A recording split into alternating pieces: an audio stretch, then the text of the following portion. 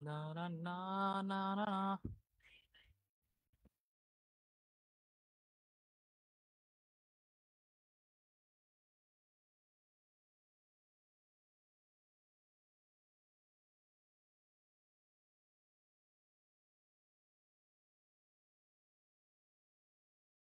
আচ্ছা, বাইরের সাউন্ডটা কি যাইবো ইয়াতে লাইভে? ওকে। ও, হৃদয় ভাই লাইভে? হ্যাঁ, হৃদয় ভাই লাইভে আছে। হ্যাঁ, হ্যাঁ, আমি দেখতেছি।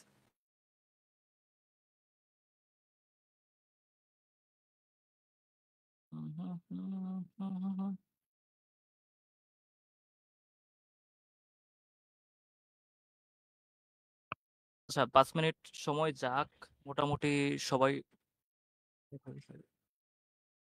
আচ্ছা আসুক, তারপরে শুরু করি, বা আমরা শুরু করে দিতে পারি। আর সাউন্ডের যে ব্যাপারটা আছে না, ওইটা হইলো গিয়া স- আমাদের কাউরে দিয়ে আগে একটু টেস্ট করায় নেই। ওই ইয়া আছে না, তুহিন আছে না, তুহিনরে বলো তো যে আর কার সাউন্ড শোনা যাইতেছে সাউন্ড কিনা। শোনা যায় কিনা নাকি? হ্যাঁ, হ্যাঁ, আমি এই জিনিসটা একটু চেক করে নেওয়া লাগবে। হ্যাঁ, সাউন্ড ঠিক আছে, সাউন্ড ঠিক আছে। আচ্ছা।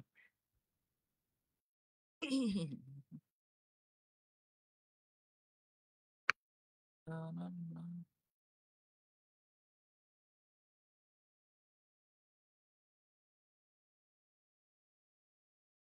সো আমরা এখন লাইভে নাকি, তাই তো? So we can start. Okay, আসসালামু আলাইকুম everyone, this is Nazrul Islam from Panap limited. আজকে আমাদের হচ্ছে প্রথম লাইভ পিং দ্য গেস্টের। সো এটা বেসিক্যালি একটা অত ফর্মাল কোনো একটা প্রোগ্রাম না, ক্যাজুয়াল একটা প্রোগ্রাম হবে। তো আমরা বাই উইক মান্থলি হচ্ছে আমরা ট্রাই করব আমাদের গেস্টদেরকে নিয়ে এসে তাদের সম্পর্কে জানার। আহ, তো we are a security company, so most of the টপিকই থাকবে সাইবার সিকিউরিটি রিলেটেড। তো আজকে আমাদের গেস্ট হচ্ছে খান জেনি, যে হচ্ছে চিফ ইনফরমেশন সিকিউরিটি অফিসার হিসেবে কাজ করতেছে পেনাফ লিমিটেডে। এছাড়াও আরো তার পরিচয় হচ্ছে সে হচ্ছে সিটিএফ কমিউনিটি বাংলাদেশের advisor plus active bug bounty hunter. So কাঞ্জনি, welcome to the show, welcome to ping the guest. Okay, ধন্যবাদ ভাই। আম, আচ্ছা, আমার সাউন্ড কি যাইতেছে? হ্যাঁ, সাউন্ড যাচ্ছে। সো আচ্ছা, ঠিক কেমন আছে। আছো? এই তো আল্লাহর মতে ভালোই। তোমার ক্যামেরা চালু চালু করতে পারো? আচ্ছা, 1 মিনিট, আমি একটু চেক করে নেই। ওকে। আচ্ছা, আমার ক্যামেরা ঠিক আছে? হ্যাঁ। হ্যাঁ, ঠিক আছে। তো আজকে আমরা ফর্মাল বা ইনফর্মাল এরকম আসলে অত মেনটেন করব না। তো আমরা যখন যা মন চাইবো আর কি আমরা জিজ্ঞেস টিজ্ঞেস করবো আর কি, বা ডিসকাশন করব। সো প্রথমে আমরা শুরু করতে পারি যে টেকনিক্যাল ডিপ ডাইভ, আমাদের একটা যে সাবজেক্ট আছে ওটা নিয়ে, যে টেকনিক্যাল পার্সপেক্টিভে বা সিকিউরিটিতে তোমার এক্সপার্টিস বা তোমার চয়েস অফ ফিল্ড এগুলো কোনগুলো আসলে। তো আচ্ছা, যেমন ক্যাটাগরি থাকতে পারে এক্সেসরিজ, বাগ বাগ হান্টিং এই ধরনের। আম, আমার ক্ষেত্রে আসলে বেশিরভাগ যে ব্যাপারগুলো আমি আসলে দেখি ওইটা হলো গিয়া ওয়েব অ্যাপ্লিকেশন সিকিউরিটি নিয়ে কাজ করা, ওয়েব অ্যাপ্লিকেশন এপিআই সিকিউরিটি, এই টাইপের কাজগুলো আসলে বেশি করা হয়। আর এর ভিতরে যতগুলো ক্যাটাগরি আছে, ভালনারেবিলিটি ক্যাটাগরি নিয়ে মোটামুটি ডিফারেন্ট টাইপের যে রিসার্চগুলো করা লাগে, আমার মোটামুটি ওইগুলোর মধ্যে অ্যাক্টিভ থাকা হয়। আর এর পাশাপাশি যেহেতু আমি পেনাফের একটা পার্ট, পেনাফের সিসো হিসেবে আমি মোটামুটি অ্যাক্টিভলি কাজ করতেছি। তো ওই ক্ষেত্রে দেখা যায় যে পেনাফের ডিফারেন্ট ডিফারেন্ট প্রজেক্ট আছে, ডিফারেন্ট ডিফারেন্ট উইংস আছে, ওইগুলোর সাথে আমার নিয়মিত কাজ করা লাগে। ওই ক্ষেত্রে দেখা যায় যে security, project management, product development, vendor যে কাজগুলো আমরা আসলে ইদানিং করতেছি, ওইগুলোর উপরে দেখা যায় যে অ্যাক্টিভলি অনেক কিছু মেনটেন করা লাগে। তো মোটামুটি বলা যায় সিকিউরিটি প্লাস পেনাফ ম্যানেজমেন্টের যে পার্টগুলো আছে ওইগুলো নিয়ে আসলে কাজ করা হয় আমার বেশিরভাগ সময়। আচ্ছা আচ্ছা। সো আমরা আরেকটু জানি যে তোমার আসলে সাইবার সিকিউরিটিতে কেরিয়ার কিভাবে শুরু হয়েছে, ছোটকাল থেকে বলো বা প্রফেশনাল লাইফে আসলে শুরু করলে কিভাবে? আচ্ছা, আম, আমার সিকিউরিটিটা আসলে শুরু হয়েছে দেখা গেছে যে আমার আম, পরিবারের মধ্যে মোটামুটি আইটি রিলেটেড যে ব্যাপারগুলো আছে ওইগুলো নিয়ে ইন্টারেস্টেড। আমার বড় ভাই প্রথম ছিল, তারপরে হলো গিয়ে ওর দেখা দেখি দেখা গেছে যে ও প্রথম একটা স্টার্ট আপ তৈরি করে, যেটা আসলে 2012 সালের দিকে। ওই জায়গার মধ্যে দেখা গেছে ডেভেলপমেন্টের যে কাজগুলো আছে ওইগুলোতে ওরা ইন্টারেস্টেড ছিল। সকল কিছুই দেখা গেছে এসইও তখন আসলে অনেক বেশি ইন্টারেস্টিং ছিল, যে এসইও নিয়ে কাজ করা, ওয়ার্ডপ্রেস, ওয়েব ডেভেলপমেন্ট ওইগুলা। কিন্তু দেখা গেছে যে কোনো পার্টের মধ্যে আমি অ্যাডজাস্ট হইতে পারি না, কারণ আমি তখন আসলে ডেভেলপমেন্টের যে ব্যাপারগুলো আছে ওইগুলো নিয়ে তেমন একটা অ্যাক্টিভ ছিলাম না। তো পরবর্তীতে দেখা গেছে যে একটা এই প্লেস, অথবা বলা যায় যে একটা আহ কি বলা যায় যে, একটা স্টেজ খালি ছিল যে সিকিউরিটির যে ব্যাপারগুলো আছে। ওরা প্রথম থেকে আসলে কনসার্ন ছিল যে সিকিউরিটির যে ব্যাপারগুলো আছে ওইগুলো কেমনে মেনটেন করবে। তো তখন আমি আসলে বলি যে আচ্ছা তাহলে আমি সিকিউরিটির ব্যাপারটা আমি দেখি। তখন আসলে আমার সিকিউরিটি ইন জেনারেল, ওয়েবসাইট বলেন, যে কোনো কিছুর মধ্যে কোনো প্রকার আইডিয়া ছিল না, কিন্তু আসলে ইচ্ছার যে ব্যাপারটা যে না আমার কিছু একটা করা লাগবে, ওই জায়গা থেকে আসলে টুকিটাকি ওয়েব অ্যাপ্লিকেশন সিকিউরিটি জিনিসটা কি, কিংবা আমরা যে জিনিসগুলো হোস্ট করি কোন জায়গায় কোন জিনিসটা হোস্ট হইতেছে কি কারণে, আম, জিনিসগুলা কেমনে কাজ করে, ওই জিনিসগুলো নিয়ে আসলে তখন থেকে কাজ করা শুরু। এরপর থেকে আসলে সময় যত গেছে আমার প্র্যাকটিস প্লাস হলে গিয়া সিকিউরিটির প্রতি যে ডেডিকেশনের যে পার্টগুলো আছে ওইগুলো আমি দেয়া ট্রাই করছি, এবং আস্তে আস্তে আসলে গ্রো করা ওই জায়গা থেকেই।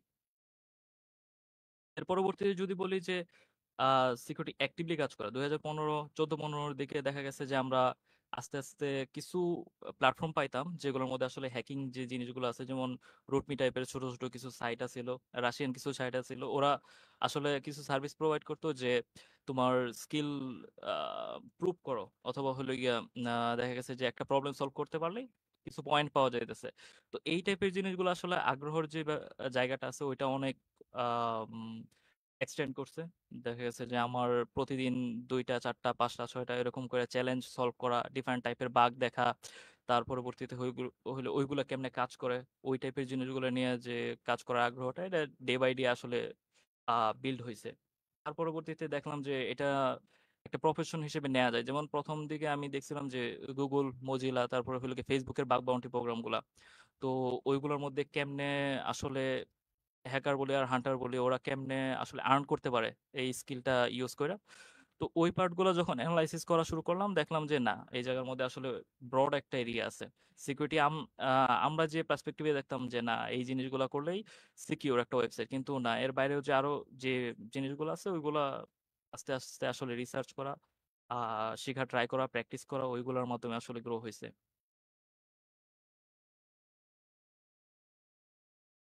আচ্ছা। সো তারপর হচ্ছে মানে তুমি সিটিএফ যে প্ল্যাটফর্ম বা বলো সিটিএফ যে টার্মিনোলজি এটার সাথে মানে পরিচিত হইলা কবে? সিটিএফটা আসলে 2015-এর দিকে প্রথম আমি আম, যে চ্যালেঞ্জগুলো সলভ করতাম, তো ওইগুলোর মধ্যেই দেখলাম যে সিটিএফ টার্মটা আসলে আমার সামনে আসছে। তারপরে সিটিএফ কেমনে খেলা লাগে ওই জিনিসগুলো দেখা গেছে বিভিন্ন ওয়ার্ক থ্রু যেগুলো ছিল, যে রাইট আপস গুলা, ওইগুলো দেখে দেখলাম যে না ওইগুলো আসলে অনেকটা ইন্টারেস্টিং। যে রুট রুট টু বুট এই টাইপের যে চ্যালেঞ্জগুলো ছিল তখন আসলে কিছু এক্সপ্লয়েট স্প্রেড হইতেছিল ইজিলি বিভিন্ন ধরনের ব্লগের মধ্যে।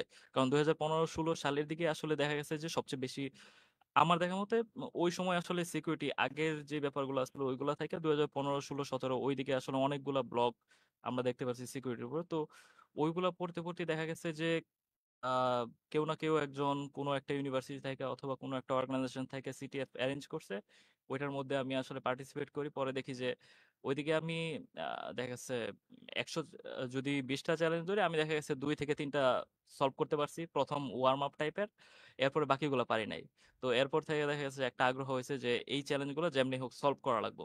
এই টাইপের যে একটা মোটিভেশন তৈরি হওয়া, অথবা হলো গিয়া যে সলভ করা লাগবে, এই টাইপের চিন্তা ভাবনা তৈরি হওয়ার পর থেকে আসলে সিটিএফ এর পিছনে গোড়া, যে ডিফারেন্ট টাইপের ক্যাটাগরি, ডিফারেন্ট টাইপের চ্যালেঞ্জ কেমনে সলভ করা পসিবল হইতে পারে, এই টাইপের যে অ্যাপ্রোচ গুলো আছে তখন থেকে আসলে শুরু হয়েছে।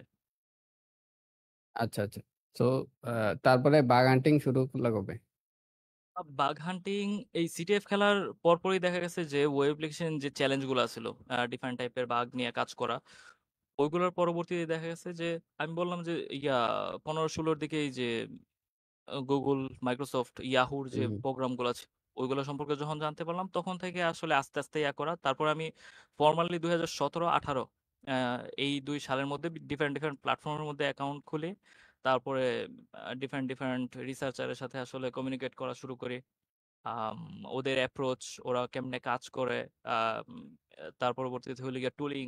টুলিং এর মধ্যে বলতে গেলে ১ম আসলে বার্ব সুইট জিনিসটা কি ওইটাও জানতাম না। তো আচ্ছা আচ্ছা। নোসাই নামে একজন আছিল, পাকিস্তানি, আমার একটা ফ্রেন্ড। তো ও ১ম বার আমারে বার্ব সুইট দেখাইছিল। আর ১ম আমরা ইউজ করতাম হলো গিয়ে ফায়ারফক্সে নো রিডাইরেক্ট অথবা হলো গিয়ে এই টাইপের কিছু এক্সটেনশন যেগুলো আসলে আমার হেল্প করতো প্রত্যেকটা আ রিকোয়েস্ট ক্যাপচার করে তারপরে মডিফাই করা। কিন্তু যখন আমি বার্ব সুইটটা হাতে পাইলাম তখন দেখা গেছে যে ওই জিনিসটা এতটা ইজি হইছে যে আমি ইজিলি যেকোনো কিছু করতে পারতেছি। প্রক্সি ক্যাপচার করতেছি, মডিফাই করতেছি, সেন্ড করতেছি। আবার দেখতেছি যে এটা আসলে রেসপন্স কি ধরনের হওয়া উচিত আছিল, কি হইতাছে। ঐরকম ভাবে বলতে গেলে। ইন্টারেস্টিং। হুম, আচ্ছা। তো তারপরে হচ্ছে আর কি করলা?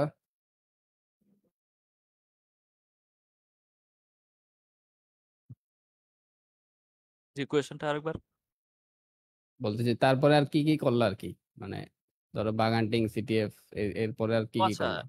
মেইনলি বাগ হান্টিং এর মধ্যে অনেক কিছুই করা হয়েছে যেগুলো আসলে আম, আমরা নিজেরা প্রথম আলাদা আলাদাভাবে হান্টিং এর যে পার্টটা, যে সিঙ্গেল হ্যান্ডেডলি, তারপরে হলে কোলাবোরেশন করা, ডিফারেন্ট ডিফারেন্ট হান্টারের সাথে কোলাবোরেট করে হান্ট করা, এই টাইপের জিনিসগুলো আসলে বেশিরভাগ ক্ষেত্রে করা হয়েছে। কারণ আমরা 2000 কত হইব, 21-22 মেবি খুব সম্ভবত, যখন করোনা হইতেছিল তখন হলো গিয়ে আমরা বিজমাতে হান্ট করি। হিউজ আকারে আমি, রাসেল এই দুইজন আসলে আম একসাথে বইসা হান্ট করি। বিজমা থাইকা এই পরিমাণ টি-শার্ট আর ক্যাপ ওইগুলা আনি যে পরবর্তীতে রাসেল ইয়া করছিল। তখন শীতের সময় আছিল তো। শীতের সময় আমাদের হুডি গুলা হইলো গিয়ে বিতরণ করা হয়েছিল। এই পরিমাণ আনা হয়েছিল। এইগুলার আচ্ছা ক্ষেত্রে আসলে কিছু মজা আছে। যেমন কিছু রিওয়ার্ড পাইলে আমরা আসলে কাজ করার যে আগ্রহটা ওইটা অনেক দিক দিয়ে বাইরা যায় তো। তো ওই জিনিসটা আমরা রিওয়ার্ড হিসেবে নিতাম। আর ওই জিনিসটা কেমনে ইউজ করা যায় পরবর্তীতে আসলে চিন্তা করা। ওই ক্ষেত্রে আম আমি ডিফারেন্ট ডিফারেন্ট হান্টারের সাথে ট্রাই করি ডিফারেন্ট প্রজেক্টের মধ্যে কাজ করার জন্য। তো ওইটা হেল্পফুল হয়। দেখা গেছে যে আ যেহেতু একেক কোম্পানি তাদের স্ট্রাকচার বলা যায় অথবা হলো গিয়ে তাদের যে কার্যপ্রণালী সকল কিছু ডিফারেন্ট হয়ে থাকে। তো প্রসেস গুলাও আলাদাভাবে হয়ে থাকে।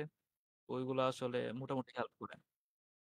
আর আচ্ছা এছাড়াও হান্টিং এর পাশাপাশি আমার কিছু কনসালটেন্সি কাজ করা হয়েছিল। যেমন আমরা সবাই জানি যে 2021-22 একটা জনশুমারি হয়েছিল বিবিএস থেকে, বাংলাদেশ ব্যুরো অফ স্ট্যাটিস্টিক থেকে। তো ওইটার যে ইনফ্রাস্ট্রাকচার আছিল, আমাদের সিস্টেম অ্যানালিস্ট আছিল রফিকুল ইসলাম স্যার। তো উনার আন্ডারে আমাদের কিছু উইং আছিল। আমরা মাত্র 4 জন হইলো গিয়ে ওইটার মোটামুটি সকল কিছু অ্যারেঞ্জ করি। যেমন front end developer, back end developer. আমি ছিলাম হলো গিয়ে সিকিউরিটি প্লাস আর্কিটেক্ট, যে প্রবলেম গুলা থাকে ওইগুলা দেখা। আর ইয়া স্যার, রফিকুল ইসলাম স্যার ছিলেন হলো গিয়ে সকল কিছুর প্রজেক্ট ম্যানেজমেন্ট অথবা প্রজেক্ট সকল কিছু ডিরেকশন দেয়া।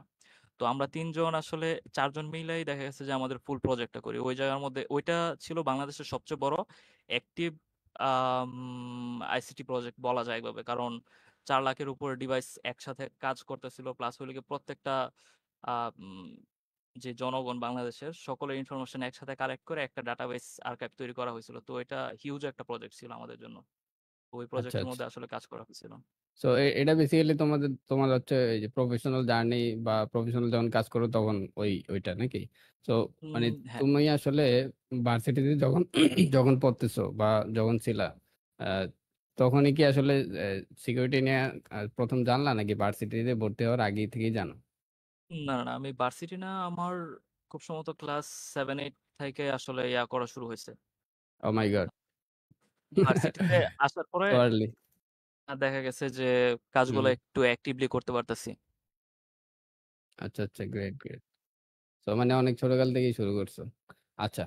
তো হ্যাঁ, তোমার বলা যায়। ভার্সিটি লাইফ যদি বলা হয়, যে ভার্সিটি লাইফে আমরা যেসব পড়াশোনা করি, তুমি তো সিএসসি তে পড়ছো তাই তো? হ্যাঁ, সিএসসি নিয়ে। হ্যাঁ। তো সিএসসি তে পড়লে সিএসসির একটা মেজর সাবজেক্ট হচ্ছে প্রোগ্রামিং। তো প্রোগ্রামিং আসলে সাইবার সিকিউরিটিতে বা হ্যাকিং এ ডিরেক্টলি কোনো ইম্প্যাক্ট ফেলে কিনা বা কাজে লাগে কিনা? এটা হলো গিয়ে সবচেয়ে মোস্ট কমন একটা কোয়েশ্চেন হয়ে থাকে যে প্রোগ্রামিং জানাটা কি আসলে জরুরি কিনা বাগ হান্টিং এ। আচ্ছা, এই জায়গার মধ্যে একটা জিনিস বলি যে আমরা যখন আসলে ম্যানুয়ালি হান্ট করি, ম্যানুয়ালি ক্রিটিক্যাল বলি, হাই বলি, এই টাইপের ভালনারেবিলিটি ইজিলি করা যাইতেছে, পাওয়া যাইতেছে। তো আমরা যখন আসলে প্রোগ্রামিং জিনিসটা আমাদের ওয়ার্কফ্লোতে অ্যাড করি, দেখা যায় যে এই জিনিসটা আমরা 100x পর্যন্ত করে নিতে পারি। দেখা গেছে আমি দিনে একটা বাগ পাইতেছি, আমি যদি প্রোগ্রামিং একটু মোটামুটি জানি এবং হলো গিয়ে কোনোভাবে প্রবলেমগুলো সলভ করতে পারি, দেখা যায় যে আমার ওই জিনিসটা আসলে 100x পর্যন্ত করে নেওয়া সম্ভব। আমি এই যে কিছুক্ষণ পর একটা দেখাবো না, কারণ আমার একটা রিসার্চে আছিল যে প্রোগ্রামিং এর মাধ্যমে আসলে সর্বোচ্চ পরিমাণ আমরা বাগ অ্যাচিভ করা কেমনে যাইতে পারে, অথবা হলো গিয়া এক্সট্রাঅর্ডিনারি কিছু অ্যালগোরিদম ইউজের মাধ্যমে আসলে কেমনে আমরা অটোমেট করতে পারি, এই টাইপের ব্যাপারগুলো নিয়ে। প্রোগ্রামিং না জানা কোনো না, কিন্তু প্রোগ্রামিং জানলে আমরা আসলে যে আমাদের গ্রোথ বলি, আমাদের বাগ ফাইন্ডিং এর যে অ্যাপ্রোচ গুলো বলি, তার পরবর্তীতে হলো গিয়া কি অ্যামাউন্টের বাগ পাইতেছি, ওই টাইপের জিনিসগুলোর মধ্যে হিউজ একটা ইম্প্যাক্ট পড়ে। কারণ আমরা যদি নর্মাল ভাবে একটা চিন্তা করি, আমরা এখন দেখা গেছে যে ওপেন নিউক্লিয়াই নামে একটা আছে, টুলস আছে, এটা মোটামুটি অনেকে করে, ইউজ করতেছে। প্রজেক্ট ডিসকভারের নিউক্লি। হ্যাঁ, প্রজেক্ট ডিসকভারি একটা প্রজেক্ট। তো এইটার আগে কিন্তু আসলে আমাদের সিঙ্গেল সিঙ্গেল একটা একটা লেখা নেওয়া লাগতো পাইথন স্ক্রিপ্ট, যে একটা সিভি এর জন্য একটা পাইথন স্ক্রিপ্ট, অথবা হলে গিয়া সেকেন্ডারি আরেকটার ক্ষেত্রে আরেকটা এন্ড পয়েন্ট অ্যাড করা লাগতো, অথবা হলে গিয়া দেখা গেছে যে ডিফারেন্ট একটা স্ক্রিপ্টই লেখা লাগতো। কিন্তু নিউক্লিয়ার যখন আসলো, ওটা একেবারে টোটালি চেঞ্জ করেছে, কারণ ওই জায়গার মধ্যে আমি একটা সিম্পল একটা টেমপ্লেট ক্রিয়েট করে নিতেছি। আমি দেখা গেছে যে হিউজ একটা লিস্ট অফ ডোমেইন অথবা হলো গিয়ে আমার টার্গেট সবগুলো একসাথে নিলাম। দেখা গেছে যে 5 থেকে 7টা প্ল্যাটফর্ম আছে এখন অ্যাভেলেবেল, যেগুলো হলো গিয়ে অ্যাক্টিভলি বাগ হান্টিং এর জন্য হলো গিয়ে সাপোর্ট করে। তো সবগুলা প্ল্যাটফর্ম থেকে যদি আমি সবগুলো টার্গেট নিয়ে নিতে পারি, টার্গেট নিয়ে শুধুমাত্র একটা স্পেসিফিক টেমপ্লেট রান করি, দেখা যাচ্ছে যে আমার ওই স্পেসিফিক ভালনারেবিলিটি আছে, এই টাইপের যতগুলা বাগ আমরা পাবো সবগুলো আমরা পাই যাইতেছি। তো এই জিনিসটা আগে অনেক কঠিন ছিল প্রোগ্রামিং, তখন আসলে র ভাবে জানা লাগতো, কিন্তু এখন দেখা গেছে যে না, অনেকগুলা টুলস তৈরি হয়েছে, অনেকগুলা মেকানিজম তৈরি হয়েছে, যেগুলো আসলে অনেকভাবে ইজি করে দিচ্ছে আমাদের হান্টিং যে স্টাইল গুলো আছে ওইগুলো। আর প্রোগ্রামিং জানলে আরেকটা সুবিধা হচ্ছে মানে নিজের মতো করে একদম সবকিছু অটোমেট করা যায় বা নিজের মতো করে প্রোগ্রাম লেখা যায়, যে আমার যদি কোনো ইউনিক কোনো চিন্তা ভাবনা থাকে যে আমি এই জিনিসটা এই ফ্লোতে হ্যাঁ, চাইতেছি, তো ওই জিনিসটা ইজিলি হ্যাঁ, হ্যাঁ, সাজানো যায় আর কি। এটা হচ্ছে এই বড় সুবিধা। জিনিসটাই আসলে সবচেয়ে ইম্পর্টেন্ট। দেখা গেছে যে আমি বার্পের বার্প ইউজ করেছি কন্টিনিউয়াসলি। তো বার্পের ক্ষেত্রে আমি রিকোয়েস্ট ক্যাপচার অথবা হলে গিয়ে রিকোয়েস্ট মডিফাই করা, এই টাইপের জিনিসগুলো করতেছি। আমি দেখা গেছে ছোট্ট একটা স্ক্রিপ্ট অথবা হলে গিয়ে ছোট্ট একটা এক্সটেনশন যদি লেখা নেই, যেমন আমি অলরেডি দেখা গেছে 10 থেকে 12টার মতো আলাদা আলাদা এক্সটেনশন লেখা নিছি নিজের লাগা। তো ওইরকম ভাবে দেখা গেছে একটা এক্সটেনশনে আমার বাগ পাওয়ার যে প্রবাবিলিটি ওইটা অনেক হাই করে দিতেছে। কারণ দেখা গেছে যে আমি যে জিনিসটা ম্যানুয়ালি একটা একটা করে চেঞ্জ করতাম, ওই জিনিসটা আমি দেখা গেছে যে প্রত্যেকটা রিকোয়েস্ট রেসপন্সের এগেনস্টে এই জিনিসটা করতে পারতেছি। প্রত্যেকটা কি বলা যায়, পসিবল ভালনারেবিলিটি এন্ড পয়েন্ট পাইছি একটা। তো ওই ক্ষেত্রে আমার দেখা লাগতেছে না, আমার স্ক্রিপ্টেই দেখা যাচ্ছে ও প্রথম চিন্তা করতে যে এটা কি পসিবিলিটি আছে কিনা, ওই জায়গার মধ্যে কি ধরনের পেলুড দিলে অথবা হলো গিয়ে এই রেসপন্সের মধ্যে কি ধরনের চেঞ্জ আসলে আমরা ওইটার বাগ হিসেবে ধরতে পারি। ওই টাইপের জিনিসগুলো আমি ইজিলি পাওয়া যাইতেছি। ওই ক্ষেত্রে আসলে আমার অ্যাক্টিভলি অনেক বেশি কাজ করা লাগতেছে না। আমার দেখা গেছে আমি শুধুমাত্র প্রথম ম্যাপিং করা শুরু করি একটা ওয়েবসাইট, ওয়েবসাইটটা কেমনে কাজ করে, এপিআই এন্ড পয়েন্ট গুলো, ডাটাগুলো কেমনে এক্সচেঞ্জ করতেছে ডিফারেন্ট ডিফারেন্ট এন্ড পয়েন্টের সাথে, ওই টাইপের জিনিসগুলো আসলে আমার তখন ফোকাস করতে পারতেছি।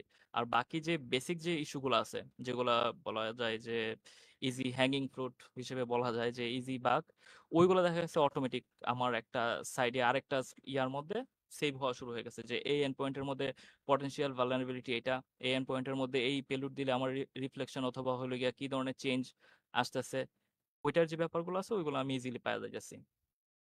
আচ্ছা, সো আমরা লাইভে থাকাকালীন হচ্ছে আহসান রহিন নামের একজন কোশ্চেন করছে যে অটোমেশন করা উচিত ফার্স্টে নাকি ম্যানুয়াল।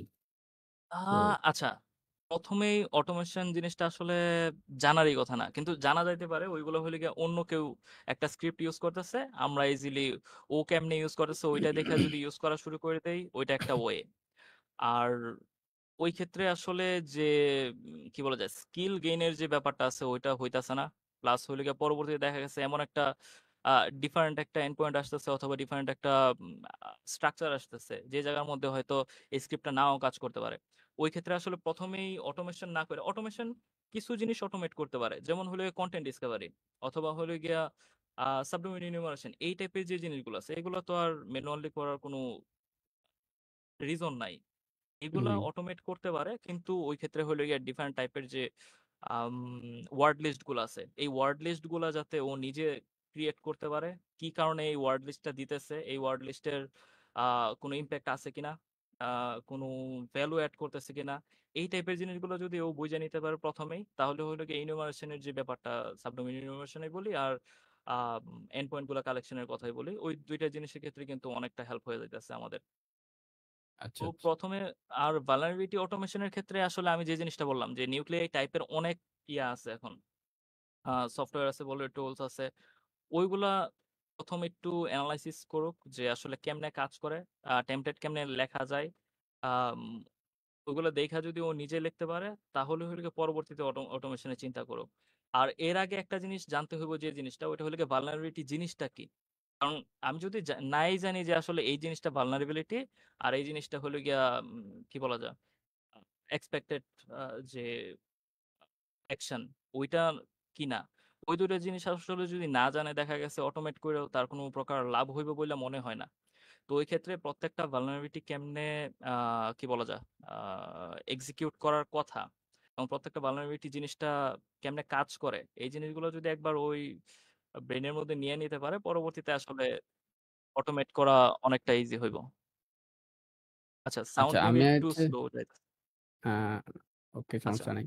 আচ্ছা, আমি হচ্ছে একটা সাবসিকুয়েন্ট কোশ্চেন যেটা বলে গেছিলাম যে ধরো হান্টিং বলো বা ধরো রেগুলার সিকিউরিটি ওয়ার্কে আসলে সিটিএফ কোনো হেল্প করে অথবা সিটিএফ এর কোনো ইম্প্যাক্ট আছে?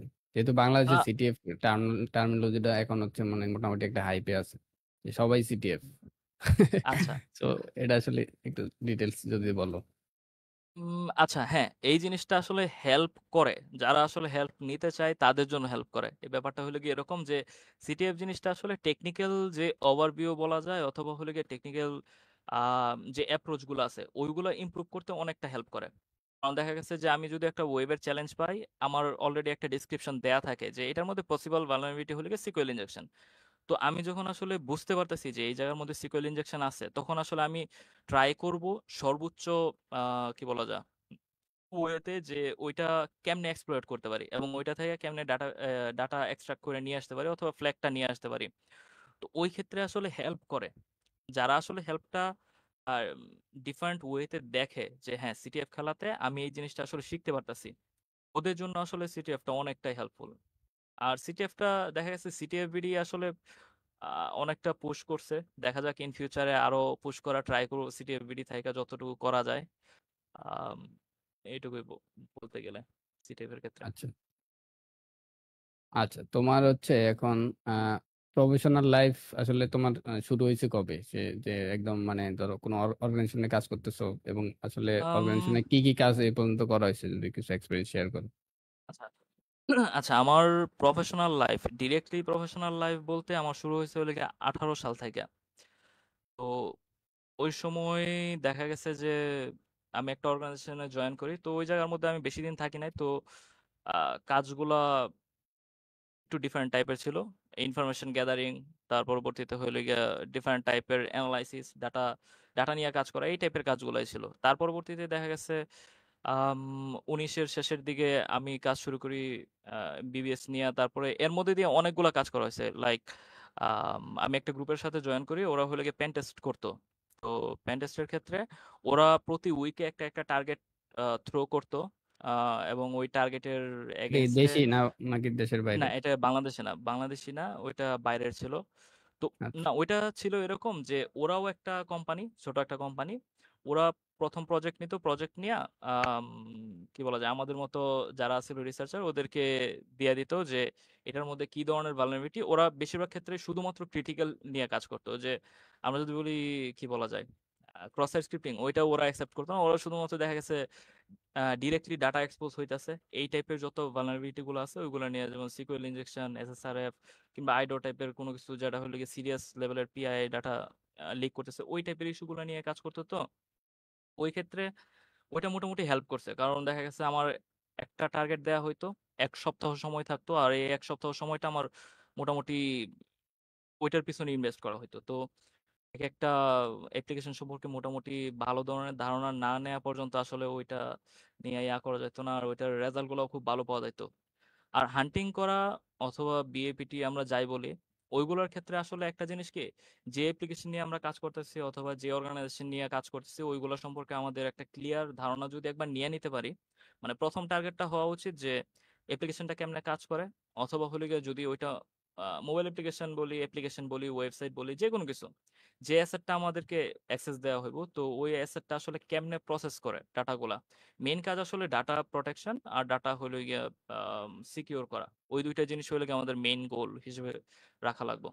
তো ওইটা কেমনে কাজ করে ওই জিনিসটা যদি আমরা একবার মাথায় নিয়ে নিতে পারি, তার পরবর্তীতে আসলে ওই জিনিসটা অনেকটা ইজি হয়ে দাঁড়ায় যে, যেহেতু ভালনারেবিলিটি সম্পর্কে অলরেডি আইডিয়া আছে, ভালনারেবিলিটি গুলা কেমনে কাজ করে কিংবা কি ধরনের পেলোডের ক্ষেত্রে কি ধরনের ভালনারেবিলিটি আমরা এক্সপেক্ট করতে পারি, রিকোয়েস্ট রেসপন্স প্রসেস গুলো কি ধরনের হওয়া উচিত, এই টাইপের আইডিয়া যখন হয়ে যাবে তখন আসলে এই জিনিসগুলো একেবারে টোটালি ইজি হয়ে যায়। আচ্ছা, তুমি এই কথার মাঝে একটা টার্ম উচ্চারণ করছো যেটা হচ্ছে এক্সএসএস। তো তোমারে অনেকে আসলে এক্সএসএস এর বস বলে বাংলাদেশে। সো এটা আসলে কেমনে আসলে হইছে, প্লাস আর এক্সএসএস নিয়ে যদি কিছু বলো যে যাতে করে না, না। সহজে যারা যদি শুরু করে কেউ, সো যাতে ওটা করতে পারে।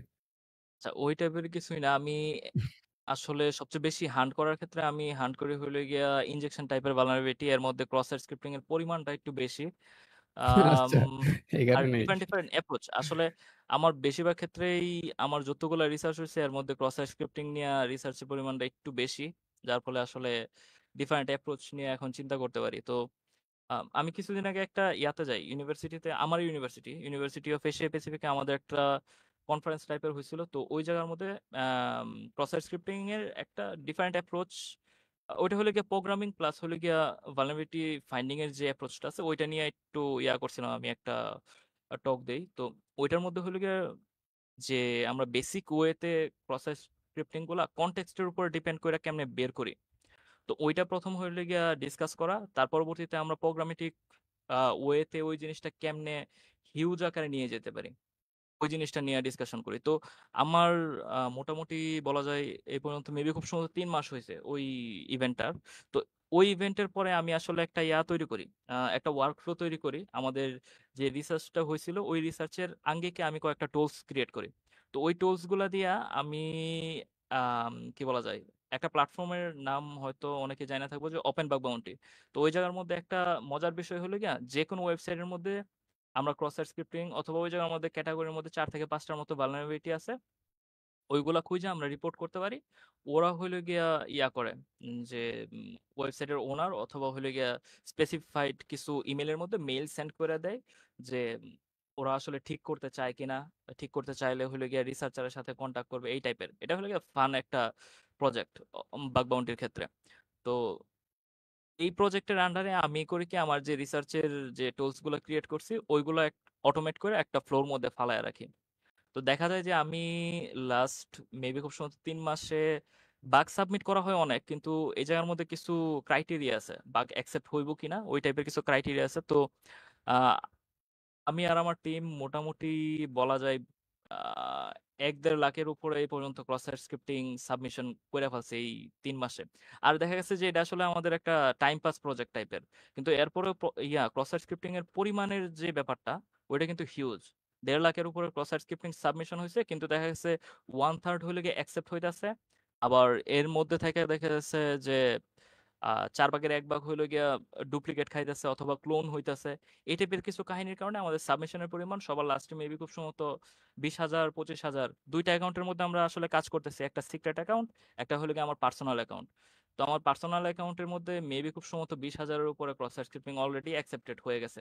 তো এটা ছিল আসলে একটা ফান প্রজেক্ট, কিন্তু দেখা গেছে যে সর্বনিম্ন রিকোয়েস্টের মাধ্যমে সর্বোচ্চ পরিমাণ ক্রস সাবস্ক্রিপ্টিং বের করার যে প্রসেসটা আছে ওইটা আসলে এটার মধ্যে ইউজ করছিলাম শুধুমাত্র দেখার জন্য আসলে রিসার্চ গুলো আসলে কি আদৌ রিয়েল লাইফে কাজ করে কিনা।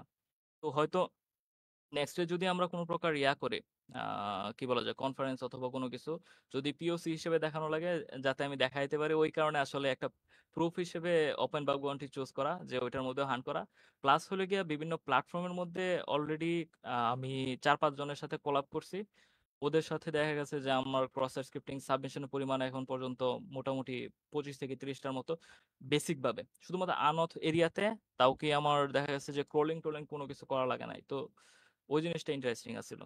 আর আমি যদি আজকে মোটামুটি সময় পাই, তাহলে আমি যে স্লাইডটা নিয়ে কাজ করছিলাম, মেইনলি দেখাইছিলাম ইয়ার মধ্যে ইউএপি তে, ওইটা একটু কিছু পার্ট আমি দেখানো ট্রাই করব। ইনশাল্লাহ, ইনশাল্লাহ।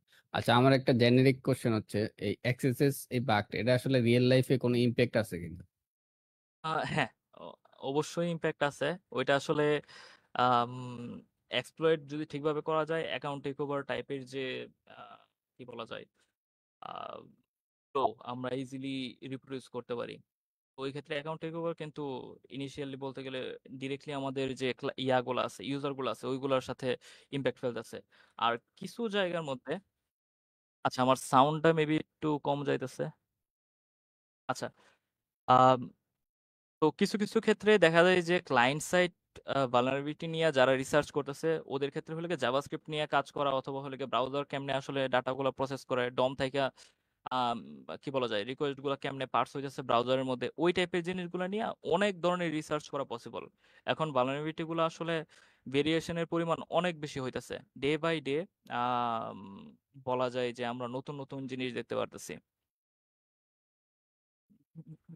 আচ্ছা, আচ্ছা। সো এখন হচ্ছে আমরা যদি একটু ইন্ডাস্ট্রি ইনসাইটস দেখি, সো মানে বর্তমানে আসলে কোম্পানিগুলা সিকিউরিটি নিয়ে আসলে কি কি কমন ভুল করে, মানে তোমার এক্সপিরিয়েন্স থেকে আসলে যদি কিছু বল, যে তুমি এতদিনে যা দেখছো, যে যেগুলো একদম কমন, আহ, সব জায়গায় পাওয়া যাইতেছে এরকম, আচ্ছা, ইন্টারন্যাশনাল লেভেলে বা কমন আর কি, না, ওভারঅল।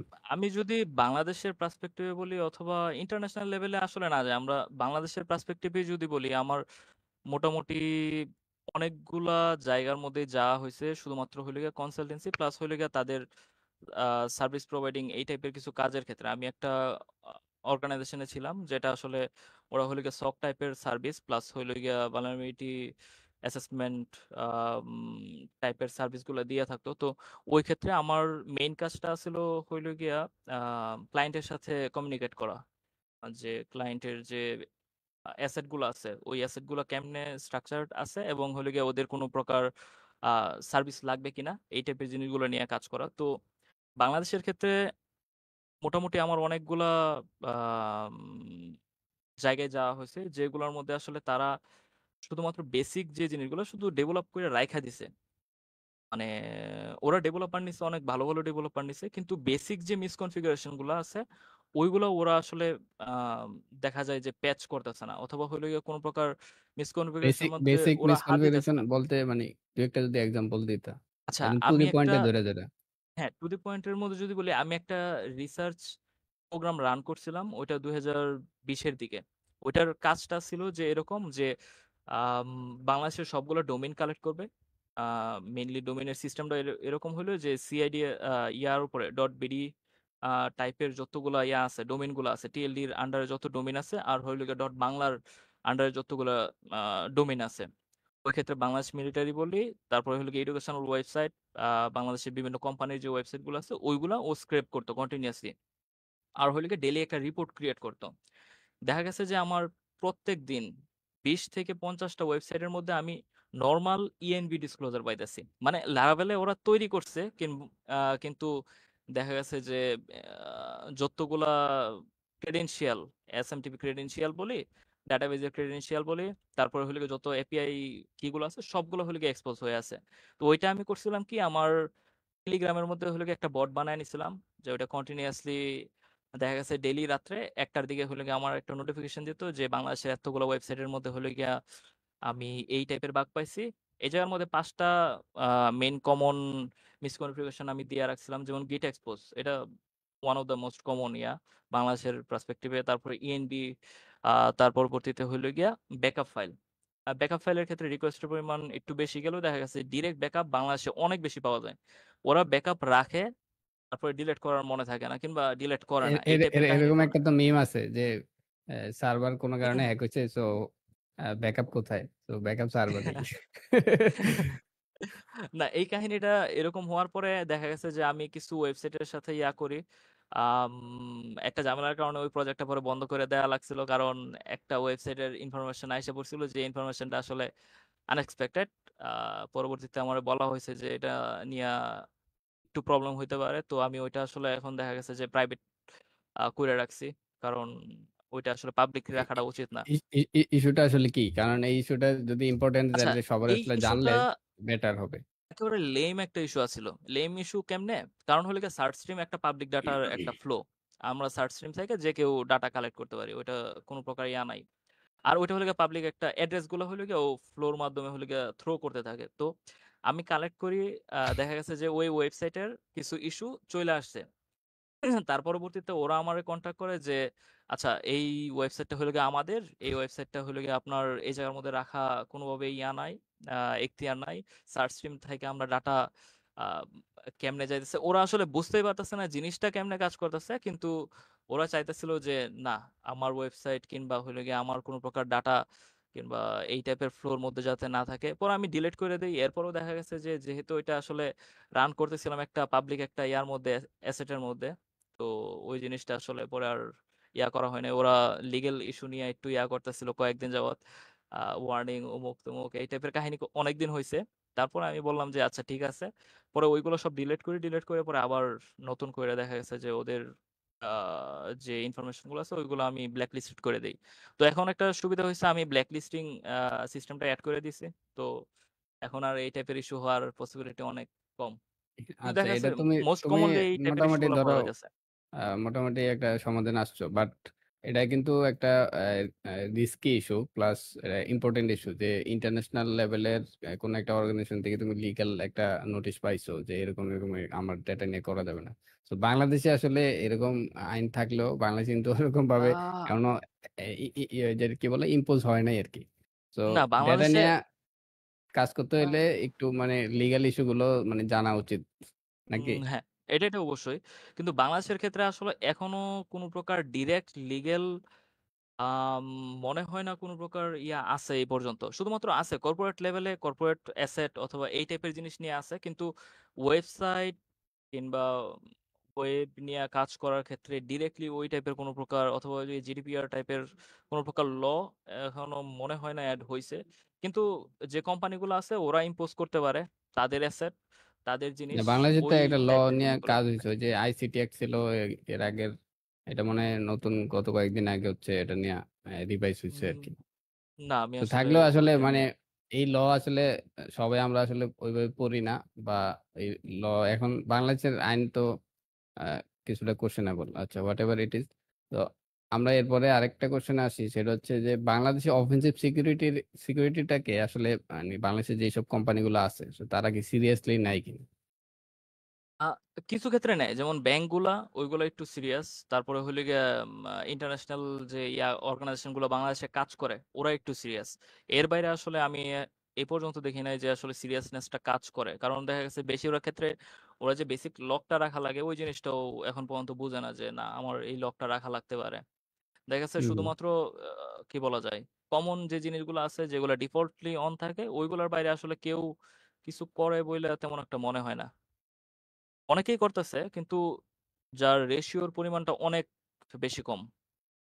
হ্যাঁ, আর আর বাংলাদেশে আরেকটা জিনিস যেটা আমরা দেখছি, যে মনে করো যারা হচ্ছে সাইবার সিকিউরিটি নিয়ে কনসার্ন, ফর এক্সাম্পল ধরো ব্যাংকস গুলা, তো ব্যাংকের ওই যে একটা হ্যাকিং এর ঘটনা যে ঘটছিল বাংলাদেশ ব্যাংক, এরপর থেকে হচ্ছে তারা কিছুটা সতর্ক হয়েছে। ইভেন এখন ইন জেনারেল যে কর্পোরেট অর্গানাইজেশন গুলো আছে, স্টিল দে আর মানে কি বলা যায়, কেয়ারলেস অ্যাবাউট সিকিউরিটি। তো এটা নিয়ে আসলে আরো কাজ করা উচিত, মানে আমরা মানে মনে করি আর কি। তো এরপরে হ্যাঁ, যদি এটা আমি আর হয়তো কিছু। ইন ফিউচারে হইতে পারে। দেখা গেছে আর হ্যাঁ। তেমন কিছুই না। আচ্ছা, আমরা আচ্ছা। যেহেতু আমাদের না। মোটামুটি সময় অল্প হয়ে আছে, ওই ক্ষেত্রে আমরা কিন্তু কিছু ইয়ার মধ্যে চলে যেতে পারি। রিসার্চের ডেমো অথবা হলো গিয়া শো করানোর যে কাজগুলো আছে ওইগুলোর মধ্যে চলে যেতে পারি। হ্যাঁ, আচ্ছা, আমাদের আরো ডেডিকেটেডলি কিছু কোয়েশন। হ্যাঁ, হ্যাঁ, দাঁড়াও আমি কিছু জিজ্ঞেস করতেছি। আচ্ছা।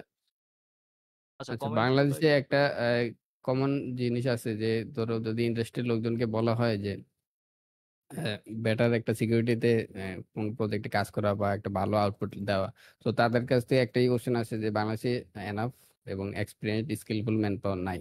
তো এটা আসলে কি সত্য কিনা, বা আদৌ আসলে মানে সব কিভাবে সমাধান করা যায় যদি সত্য হয়ে থাকে? আচ্ছা, এই কোয়েশনটা আমরা পাই, অনেক বেশি শুনতে পাই, অনেক বেশি দেখতেও পাই। অনেক জায়গার মধ্যে যেহেতু যাওয়া হয়েছে, তো ওই জিনিসটা একভাবে বলতে গেলে ট্রু, যে বাংলাদেশের স্কিল মেইনলি স্কিল আছে, অনেকের স্কিল আছে, কিন্তু সার্টেন জায়গাতে যে স্কিল গুলো দরকার, যেমন আমরা আসলে ভেন্ডর হিসেবে যখন কাজ করি, যেহেতু পেনাফের মধ্যে কাজ করি, তো বিভিন্ন ডিফারেন্ট ডিফারেন্ট টাইপের সলিউশন নিয়ে কাজ করা লাগে, ডিফারেন্ট টাইপের প্রোডাক্ট নিয়ে কাজ করা লাগে, ডিফারেন্ট টাইপের সার্ভিস নিয়ে কাজ করা লাগে। তো ওই ক্ষেত্রে দেখা যায় যে আমরা যখন আসলে ইয়ার সাথে কমিউনিকেট করি, একটা কোম্পানির সাথে কমিউনিকেট করলে দেখা যাইতেছে যে ওরা কিছু জিনিস বুঝতে পারতেছে, কিছু জিনিস বুঝাইতে পারতেছে, কিছু জিনিস বলতেই পারতেছে না অথবা বুঝাইতেই পারতেছে না।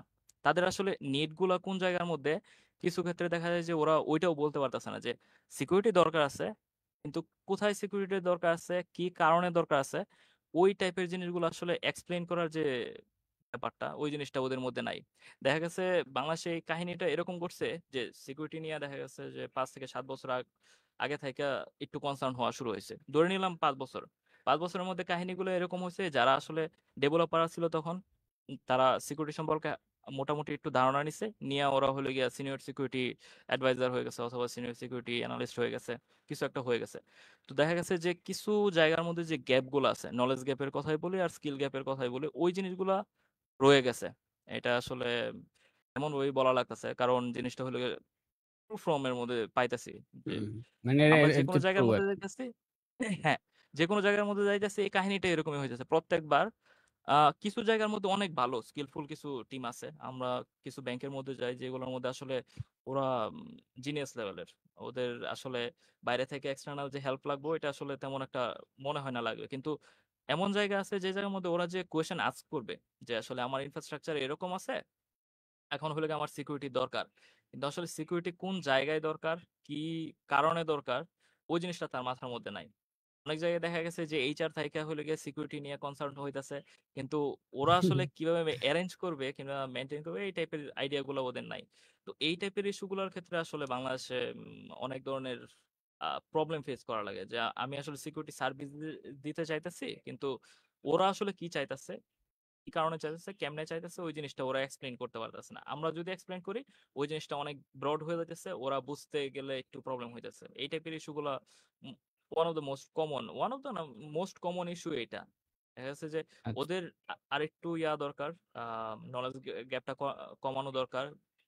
বলতে গেলে কি বলা যায়, সক বলি, অফেন্সিভ ডিফেন্সিভ, এটাই বলি, ওইগুলোর ক্ষেত্রে আসলে এই জিনিসগুলো লাগবেই। হ্যাঁ, আর ইন্ডাস্ট্রিতে আরেকটা জিনিস আছে যেটা আমরা ধরো অবজার্ভ করছি গত কয়েক বছরে, যে সার্টিফিকেশন নিয়ে হচ্ছে অনেক বেশি তারা কনসার্ন, যে যদি যেসব জায়গাতে ধরো রিক্রুটমেন্ট করতেছে তারা একটা প্রিডিফাইন্ড একটা বাইন্ডিং দিয়ে দিতেছে, যেমন ধরো সিএইচ লাগবে, সিএএসএসপি লাগবে, এই ধরনের কিছু বাইন্ডিংস আছে। So so in real life আসলে সার্টিফিকেশন রিয়েলি ম্যাটার্স।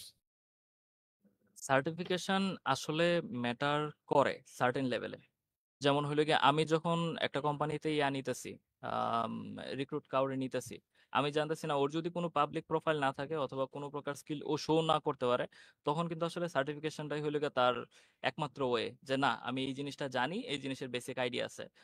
আর যদি আমরা স্কিলের ব্যাপারে কথা বলি, যে স্কিল বেস ওয়ার্ক গুলা, যেমন ডিরেক্টলি কেউ হান্টিং করতেছে অথবা হলে গিয়ে কোনো কোম্পানির সাথে অ্যারেঞ্জমেন্টে আছে, ওরা ডিরেক্টলি কাজই করতেছে, মানে ওদের স্কিল আছে কিন্তু সার্টিফিকেট কোনো একটা ম্যাটার করে না। ওই প্রেক্ষিতে যদি যাই, আমরা প্রফেশনাল অ্যাঙ্গেলে যদি চিন্তা করি, তাহলে সার্টিফিকেশন একটা সার্টেন লেভেল পর্যন্ত ম্যাটার করে, এরপরে আসলে তেমন একটা ম্যাটার করে না। যেমন আমি সার্টিফিকেশন করছি, আমার সার্টিফিকেশন আছে অনেকগুলো, কিন্তু আমার সার্টিফিকেশন দেখানো লাগতেছে না।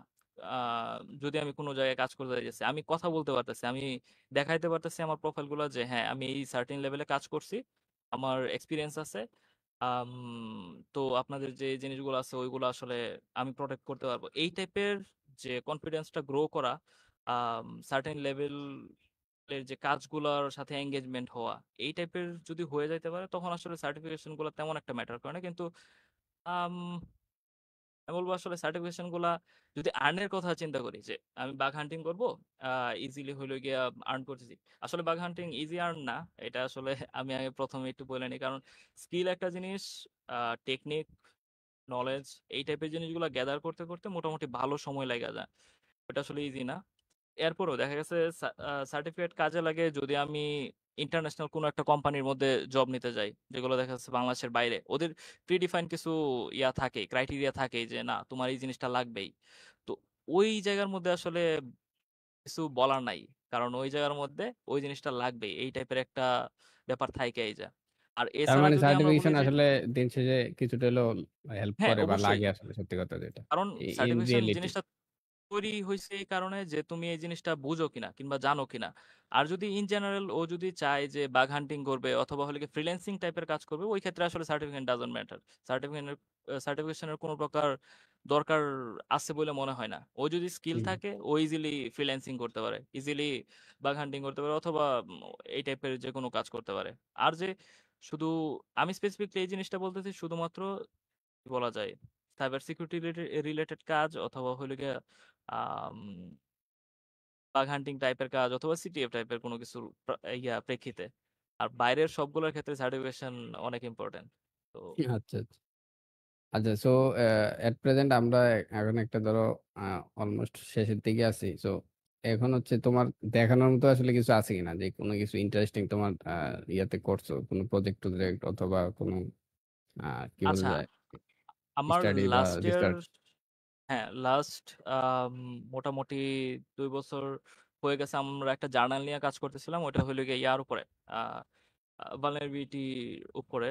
মানে হলো গিয়ে বাংলাদেশের যতগুলো হায়ার এডুকেশন ইনস্টিটিউট আছে ওইগুলোর যে বর্তমান অবস্থা, ওই ক্ষেত্রে আমাদের মোটামুটি দেখা গেছে অনেকগুলো ভার্সিটির সাথে কথা বলা লাগছে, ওদের থেকে পারমিশন নেওয়া লাগছে, এই টাইপের অনেক ইস্যু চলছে। তো এটা একটু সময় লেগে গেছে, কিন্তু আলহামদুলিল্লাহ মোটামুটি দেখলাম যে লাস্ট মান্থে হলে গিয়ে ওইটা আমাদের অ্যাকসেপ্ট হয়েছে ইয়াতে, আইট্রিপলিতে।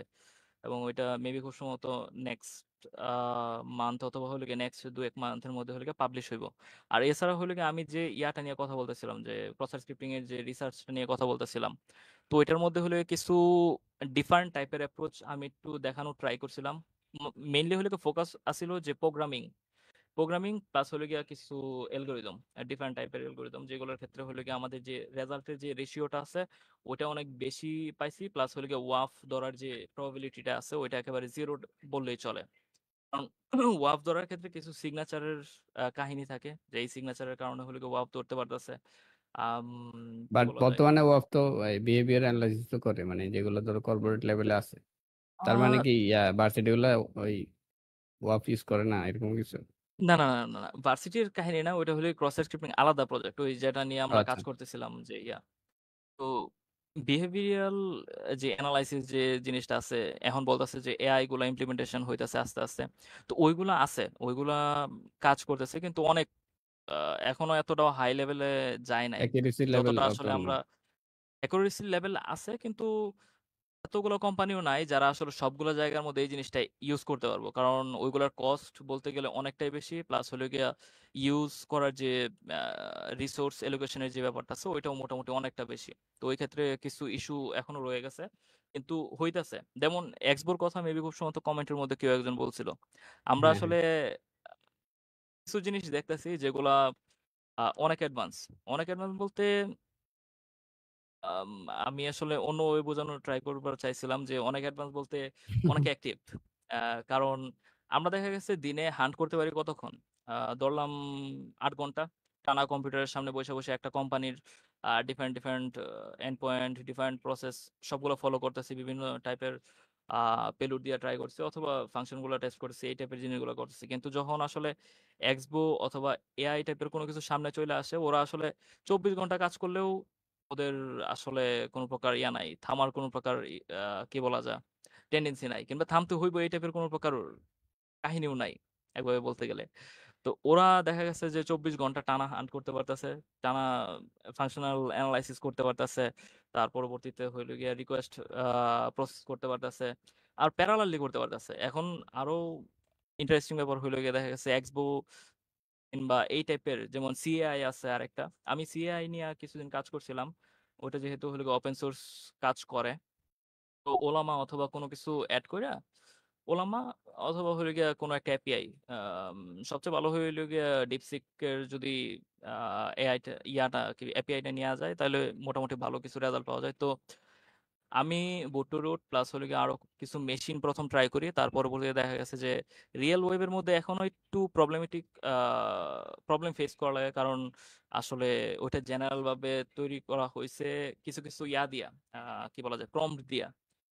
ওইগুলা কিছু মডিফাই করা লাগে। দেখা গেছে যে আমার ওয়েবসাইটে সার্টেন ওয়েতে কাজ করে, তখন দেখা গেছে যে আমাদের প্রম্পট গুলো অল্প স্বল্প চেঞ্জ করা লাগতেছে, অথবা ভিতরে ইন্টারনাল যে কমান্ড গুলো আছে, যেমন দেখা গেছে যে একটা হয়তো কন্টেন্ট ডিসকাভারির জন্য একটা স্পেসিফিক কমান্ড ইউজ করা হইতেছে, কিন্তু আমি চাইতেছি ডিফারেন্ট ওয়েতে রেজাল্টটা। তো একটু একটু যদি চেঞ্জ করে নেওয়া যায়, ওই জিনিসগুলো ভালো রেজাল্ট দেয়, আমি যা দেখতেছি।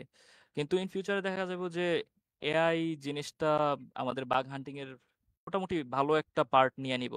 যেমন আমি আম একটা এক্সটেনশন নিয়ে কাজ করতেছিলাম, যেটা হলো গিয়া আইডো টাইপের ইস্যু অথবা হলো গিয়ে অথেন্টিকেশন রিলেটেড ইস্যুগুলো নিয়ে কাজ করে। আমি অবশ্য আমি রাফির সাথে মেবি খুব সম্ভবত শেয়ার করছি এই ব্যাপারটা নিয়ে কথা বলতেছিলাম।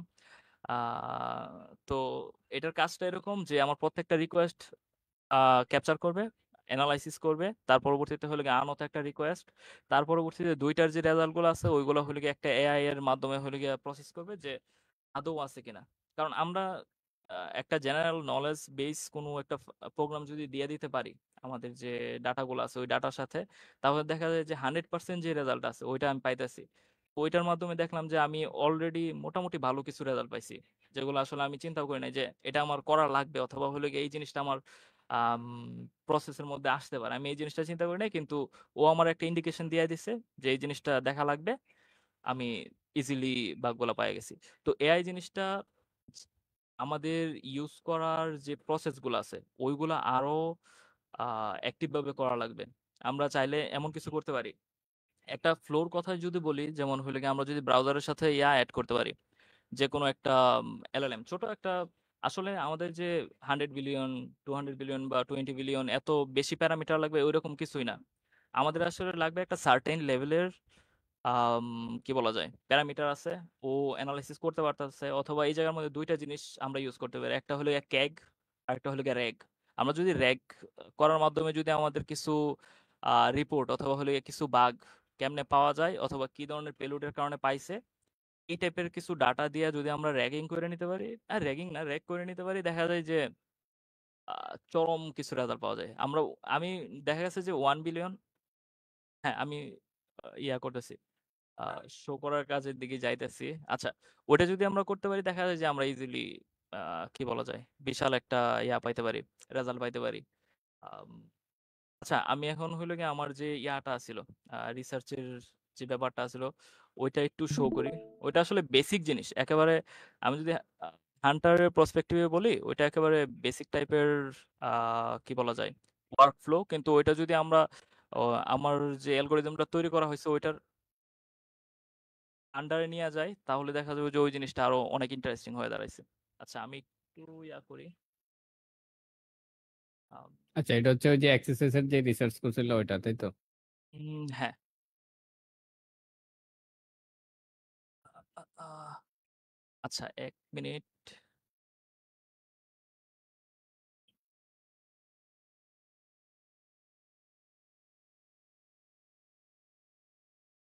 আচ্ছা, এটা হলো কি আমার যে ইউপির মধ্যে যে ইয়াটা দিছিলাম, টকটা দেওয়া হয়েছিল ওইটা।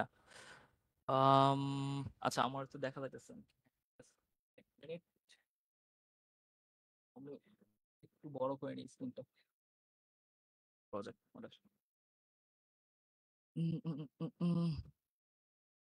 আচ্ছা, এখন ঠিক আছে।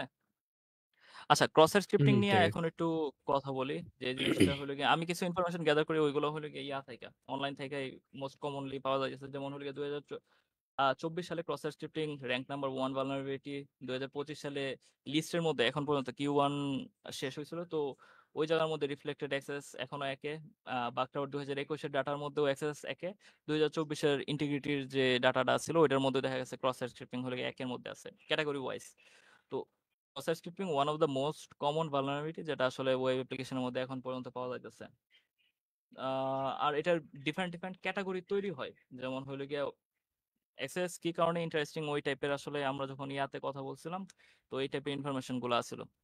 আচ্ছা, ইয়া বাইজিৎ, আমার মনে হয় স্ক্রিনটা ফুল শেয়ার হইতেছে না। তুমি একটু স্ক্রিন শেয়ারের প্রসেসটা একটু ঠিক করো। না, আমি লাইভে যখন দেখতেছি তখন হলো গিয়ে ওইটা অর্ধেক হয়ে গেছে।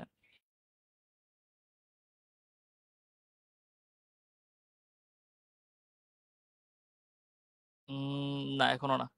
তুমি ফুল স্ক্রিন করো না, তাইলেই তো হয়। আহ, আচ্ছা আচ্ছা, এখন ঠিক আছে, ঠিক আছে, ঠিক আছে। আচ্ছা, তার পরবর্তীতে হলো গিয়ে ডিফারেন্ট পে আউট রেঞ্জ। আমি যদি শুধু বাগ বাউন্টি পার্সপেক্টিভে আসলে ক্রস চেকিং নিয়ে একটু কথা বলতে চাই, তো ওই ক্ষেত্রে আচ্ছা আমি একটু ইয়া করে নিই।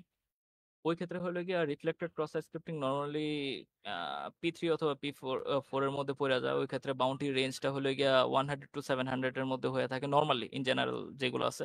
ওইগুলো হলো গিয়ে আরো কিছু আম, ইয়া থাকে, বিভিন্ন টিয়ার থাকে, অথবা হলো গিয়ে প্রোগ্রামের উপরে ডিপেন্ড করে প্রোগ্রামগুলো কি ধরনের, অথবা প্রোগ্রামের পে আউটের রেঞ্জ কিরকম, ওইটার উপর ডিপেন্ড করে বাউন্টির পরিমাণ কিন্তু অনেক বেশি হয়ে থাকে। তো এটা একটা রেঞ্জ শিট দেয়া আছে। তার পরবর্তীতে আমার মেইন ইয়াটা ছিল হলো গিয়া contextual analysis over fuzzing cross scripting এর পার্সপেক্টিভে। তো আমার যে প্রসেসটা আসলে ক্রস স্ক্রিপ্টিং খোঁজা, ওইটা একেবারে বেসিক টাইপের, বেসিক কিন্তু কাজ করে। এবং ওয়াফ থেকে আমি অনেকভাবে বলা যায় প্রোটেকশন পায়া থাকি। কারণ যেহেতু আমার রিকোয়েস্টের পরিমাণ একেবারে অল্প, প্লাস হলে গিয়ে আমার যে সিগনেচার ম্যাচিং এর যে ব্যাপারটা আছে, ওইটা একেবারে স্পেসিফিক। মানে আমি যা দিতেছি ওইটার রেজাল্টই শুধুমাত্র আমার দেখাইতেছে।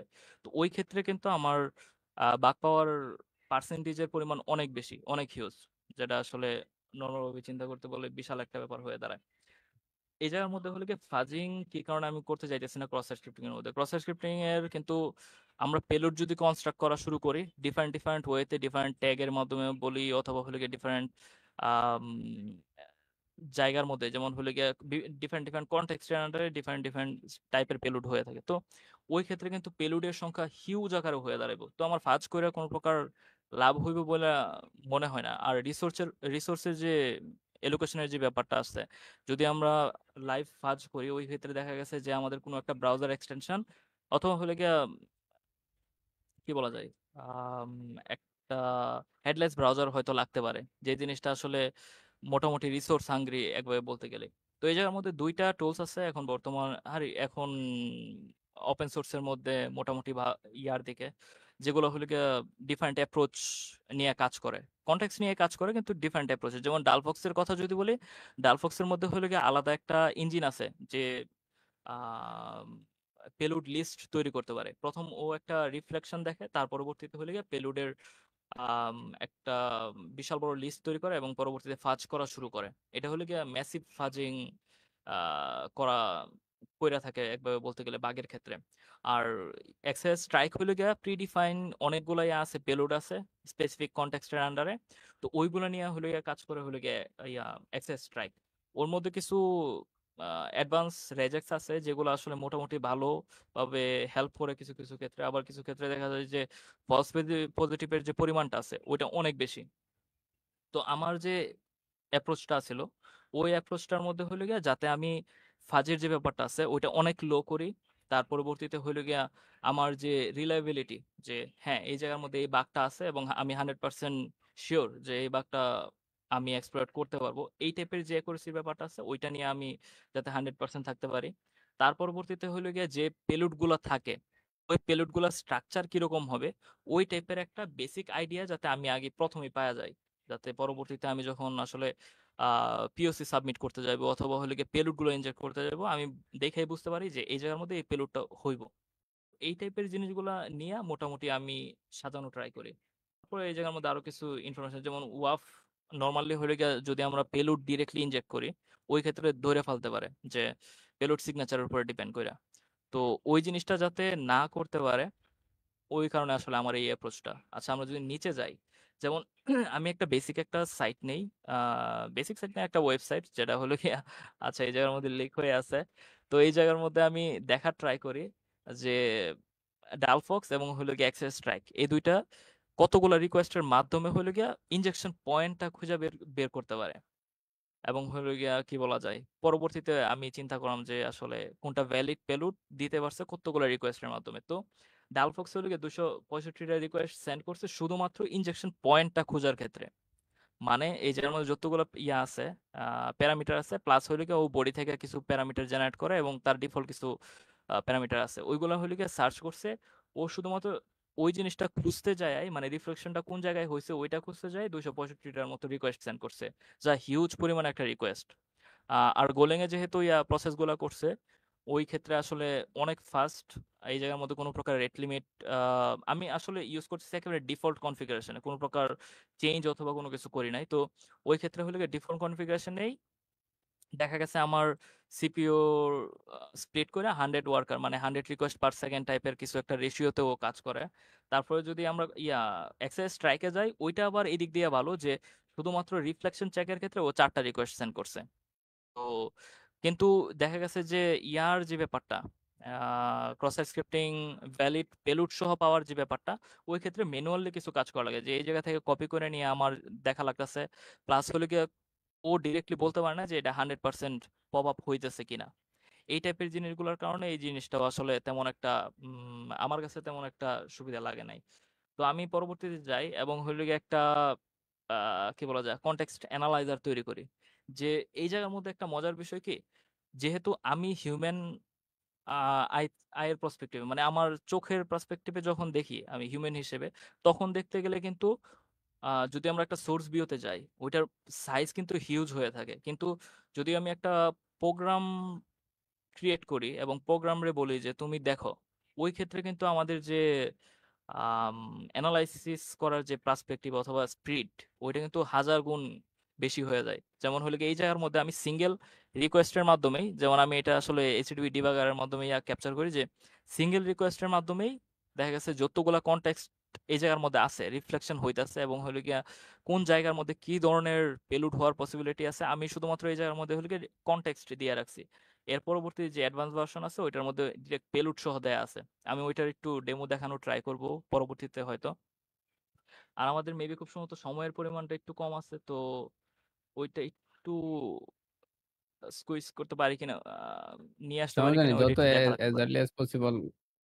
আচ্ছা, আচ্ছা, নো এই জায়গার প্রবলেম। মধ্যে প্রথমে হইলে গিয়ে আমার একটা রিকোয়েস্ট যাইতেছে এবং সিঙ্গেল রিকোয়েস্টের মাধ্যমেই ও অলরেডি 3টা আলাদা আলাদা কনটেক্সটে ক্রস স্ক্রিপ্টিং হওয়ার পসিবিলিটি আছে, ওইটা আমার দিয়ে দিছে। এটা কিন্তু একটা ইন্টারেস্টিং ব্যাপার হলো কি, এটার মধ্যে দেখা গেছে এই 3 জায়গার মধ্যে আমি পেলোড ইনজেক্ট করে কি বলা যায় ক্রস স্ক্রিপ্টিং বের করতে পারছি। তো এই ক্ষেত্রে হলো কি 8টা ডিফারেন্ট পাইছিল আমার এই জায়গার মধ্যে, যেহেতু 3টা দেখা গেছে আমি 3টা বলছিলাম যে সিঙ্গেল রিকোয়েস্টে 8টা ডিফারেন্ট ডিফারেন্ট তার পরবর্তীতে হলো গিয়া যে কনটেক্সটটা, মানে কোন কনটেক্সটের মধ্যে হলো গিয়া ওইটা রিফ্লেকশন হইছে ওই জিনিসটা ও ধরে দিতে পারছে, এবং হলো গিয়া আমার ভালনারেবিলিটি সিগনেচার কি হইতে পারে, পটেনশিয়াল সিগনেচার যেটা আছে ওইটাও দিয়ে দিছে। তো এরপরে হলো গিয়ে একটা বেসিক একটা কোড, যে কোডের মধ্যে হলো গিয়ে 5টা আলাদা আলাদা কনটেক্সট। আমি যদি 5টা নিয়ে চিন্তা করি, প্রথমত বেসিক্স ক্রস সাইট স্ক্রিপ্টিং এর মধ্যে 5টা আলাদা আলাদা কনটেক্সটের মধ্যে আমরা ক্রস সাইট স্ক্রিপ্টিং করতে পারি একেবারে। আমি ডম টম বাদ দিলাম, বাদ দিয়ে শুধুমাত্র রিফ্লেক্টেড ক্রস সাইট স্ক্রিপ্টিং এ যদি আসি, তো ওই ক্ষেত্রে হলো গিয়ে জেএস ভেরিয়েবল ভ্যালু, তারপর হলো গিয়ে টেক্সট এরিয়া কনটেক্সট, মানে এটা এইচটিএমএল কনটেক্সটের আন্ডারে পড়ে। তারপর হলো গিয়ে ইনপুট সিএসএস এর ভিতরে, তার পরবর্তীতে হলো গিয়ে ইনপুট ভ্যালু, তারপর হলো গিয়ে এইচটিএমএল কমেন্ট, কমেন্টের কনটেক্সট, মানে কমেন্টের ভিতরে রিফ্লেকশন হতে পারে কিনা। আমি কমেন্টের মধ্যে অনেক প্রসেস স্ক্রিপ্টিং পাইছি, কারণ হলো গিয়ে একটা জিনিস কি, অনেকেই ভুলে যায় যে যদি পিএইচপি দিয়ে অথবা হলো গিয়ে এসপি দিয়ে কোড লেখে, তারা আসলে কমেন্ট আউট করে, কিন্তু ওইটার ভিতরে যে ভেরিয়েবল কলের যে ব্যাপারটা আছে ওই কলের ব্যাপারটা হলে কি ওরা বেশিরভাগ ক্ষেত্রে হলে কি ইগনোর করে দেয় কিছু কিছু সময়। তো ওই ক্ষেত্রে ক্রস স্ক্রিপ্টিং এর পরিমাণটা কমেন্ট কনটেক্সটের মধ্যে অনেক বেশি পাওয়া যায়। তো এই জায়গার মধ্যে হলে গিয়া আহ কি বলা যায়, প্রত্যেকটা জায়গার মধ্যে আমি ছোট ছোট করে একটা স্ট্রিং পুশ করছি, যেটা হলে গিয়ে আমার ক্যানারি টাইপের, বলতে গেলে একবার বলতে গেলে যে এই স্ট্রিং গুলা কোন কোন জায়গার মধ্যে হলে গিয়ে রিফ্লেক্ট হয়েছে শুধুমাত্র এইটুকু বোঝার লাইগা। তো এইটুকু বোঝার পরে প্রথমে আমরা যদি জাভাস্ক্রিপ্ট ভেরিয়েবল ভ্যালু হিসেবে ডিফাইন করি, যেমন এই জায়গার মধ্যে নর্মাল একটা জাভাস্ক্রিপ্টের ভিতরে আমি একটা কি বলা যায়, একটা প্যারামিটার ভ্যালু আমি রিফ্লেক্ট করতে পারতাছি। তো ওইটার উপর ডিপেন্ড করলে আমার পেলোডটা কি ধরনের তৈরি হইব, এই জিনিসটা এখন হইলো কি আমার বুঝাইতে হইব আমার প্রোগ্রামিং যে কোডটা লেখা হয়েছে ওই কোডে। তো যে স্টেপগুলো আছে আমি স্টেপগুলো দিয়ে দেই, পরবর্তীতে আপনারা চাইলে ওইটা রিপ্রোডিউস করে নিতে পারবেন। তো এটার ক্ষেত্রে হলো গিয়া আমার 4টা স্টেপের মধ্যে আমি ফুল পেলোডটা পাই গেছি। যেমন প্রথমে হলো গিয়ে আমি দেখতেছি যে এই জিনিসটা রিফ্লেক্ট করতেছে আমার একটা জাভাস্ক্রিপ্ট কনটেক্সটের ভিতরে। কনটেক্সট বলতে হলো কি এটা কোন জায়গার মধ্যে রিফ্লেক্ট করছে এবং এর আশেপাশে কি কোনো প্রকার ট্যাগ আছে কিনা, কিংবা অথবা হলো কি এটা কোনো একটা ভেরিয়েবলের ভিতরে কিনা, কিংবা এটা কোনো অ্যাট্রিবিউটের নাম কিনা। ওই ক্ষেত্রে এই বেসিক জিনিসগুলো একটু জানা লাগে। তো এটা জানার পরবর্তীতে আমি দেখতেছি প্রথমে হলো গিয়া ডাবল কোট দিয়া শুরু এবং ডাবল কোট দিয়া শেষ হয়েছে। আমার যে স্ট্রিংটা আমি ইনজেক্ট করছি ওইটা, যেহেতু ডাবল কোট দিয়া শুরু হয়েছে, আমি প্রথমে একটা ডাবল কোট দিলাম, দিয়ে ওইটা ক্লোজ করা ট্রাই করলাম। তো ক্লোজ করতে পারছি যখন আমি বুঝতে পারলাম যে হ্যাঁ ডাবল কোট দেওয়ার পরে ক্লোজ হয়েছে। তার পরবর্তীতে এই জায়গার মধ্যে যে আরেকটা সিগনেচার দেখি যে একটা কোলন দেওয়া হইলো গিয়ে এটা শেষ করে দেওয়া হইতাছিল। তো আমি আরেকটা দিলাম, দেওয়ার পরবর্তীতে আমি এটার বাইরে বের হয়ে গেছি। তো বাইরে বের হওয়ার পরবর্তীতে আমার এখন কাজটা হলো গিয়ে যে কোনো একটা ফাংশন কল করা। মানে আমরা যখন ক্রস স্ক্রিপ্টিং করি, একটা কাজ করি ওইটা হলো গিয়ে দেখা গেছে যে অ্যালার্ট ফাংশন অথবা হইলো গিয়ে প্রম্পট টাইপের ফাংশন কোনো কিছু একটা কলের মাধ্যমে দেখি যে এটা আসলে অ্যালার্টটা তৈরি করতে পারে কিনা। তো এই জায়গার মধ্যে অ্যালার্ট দেওয়াতে প্রথম কিছু হইব না, যেহেতু এটা হলো গিয়ে আমার কমেন্ট আউট করে বের হয়ে যেতে হবে এই কনটেক্সটের বাইরে। তো আমি ডাবল স্ল্যাশ দেওয়াতে ওইটা হলো গিয়ে কনটেক্সটের বাইরে চলে গেছে এবং এইটা আলাদা একটা ফাংশন কল অথবা হলো গিয়ে মেথড কল হয়েছে, যার ফলে হলো গিয়ে আমি একটা অ্যালার্ট প্রম্পট দেখতে পারতাছি। এটা হলো গিয়ে পিওসি হিসেবে যাইবো। আমার যখন পিওসি ক্রিয়েট করার কথা, আমার যে স্ক্রিপ্টটা আমি তৈরি করছি ওইটা হলো গিয়ে এই স্টেজে এসে আমার একটা পিওসি দিবে। তো এইটা হলো গিয়া দেখা গেছে আমি জাভাস্ক্রিপ্ট কনটেক্সটে যখনই যাব তখনই আমার সেম ফ্লোটা আমি ইউজ করতে পারতেছি। হয়তো এই জায়গার মধ্যে সিঙ্গেল কোটের জায়গায় ডাবল কোট হইতে পারে, এই জায়গার মধ্যে ইয়াটা নাও থাকতে পারে।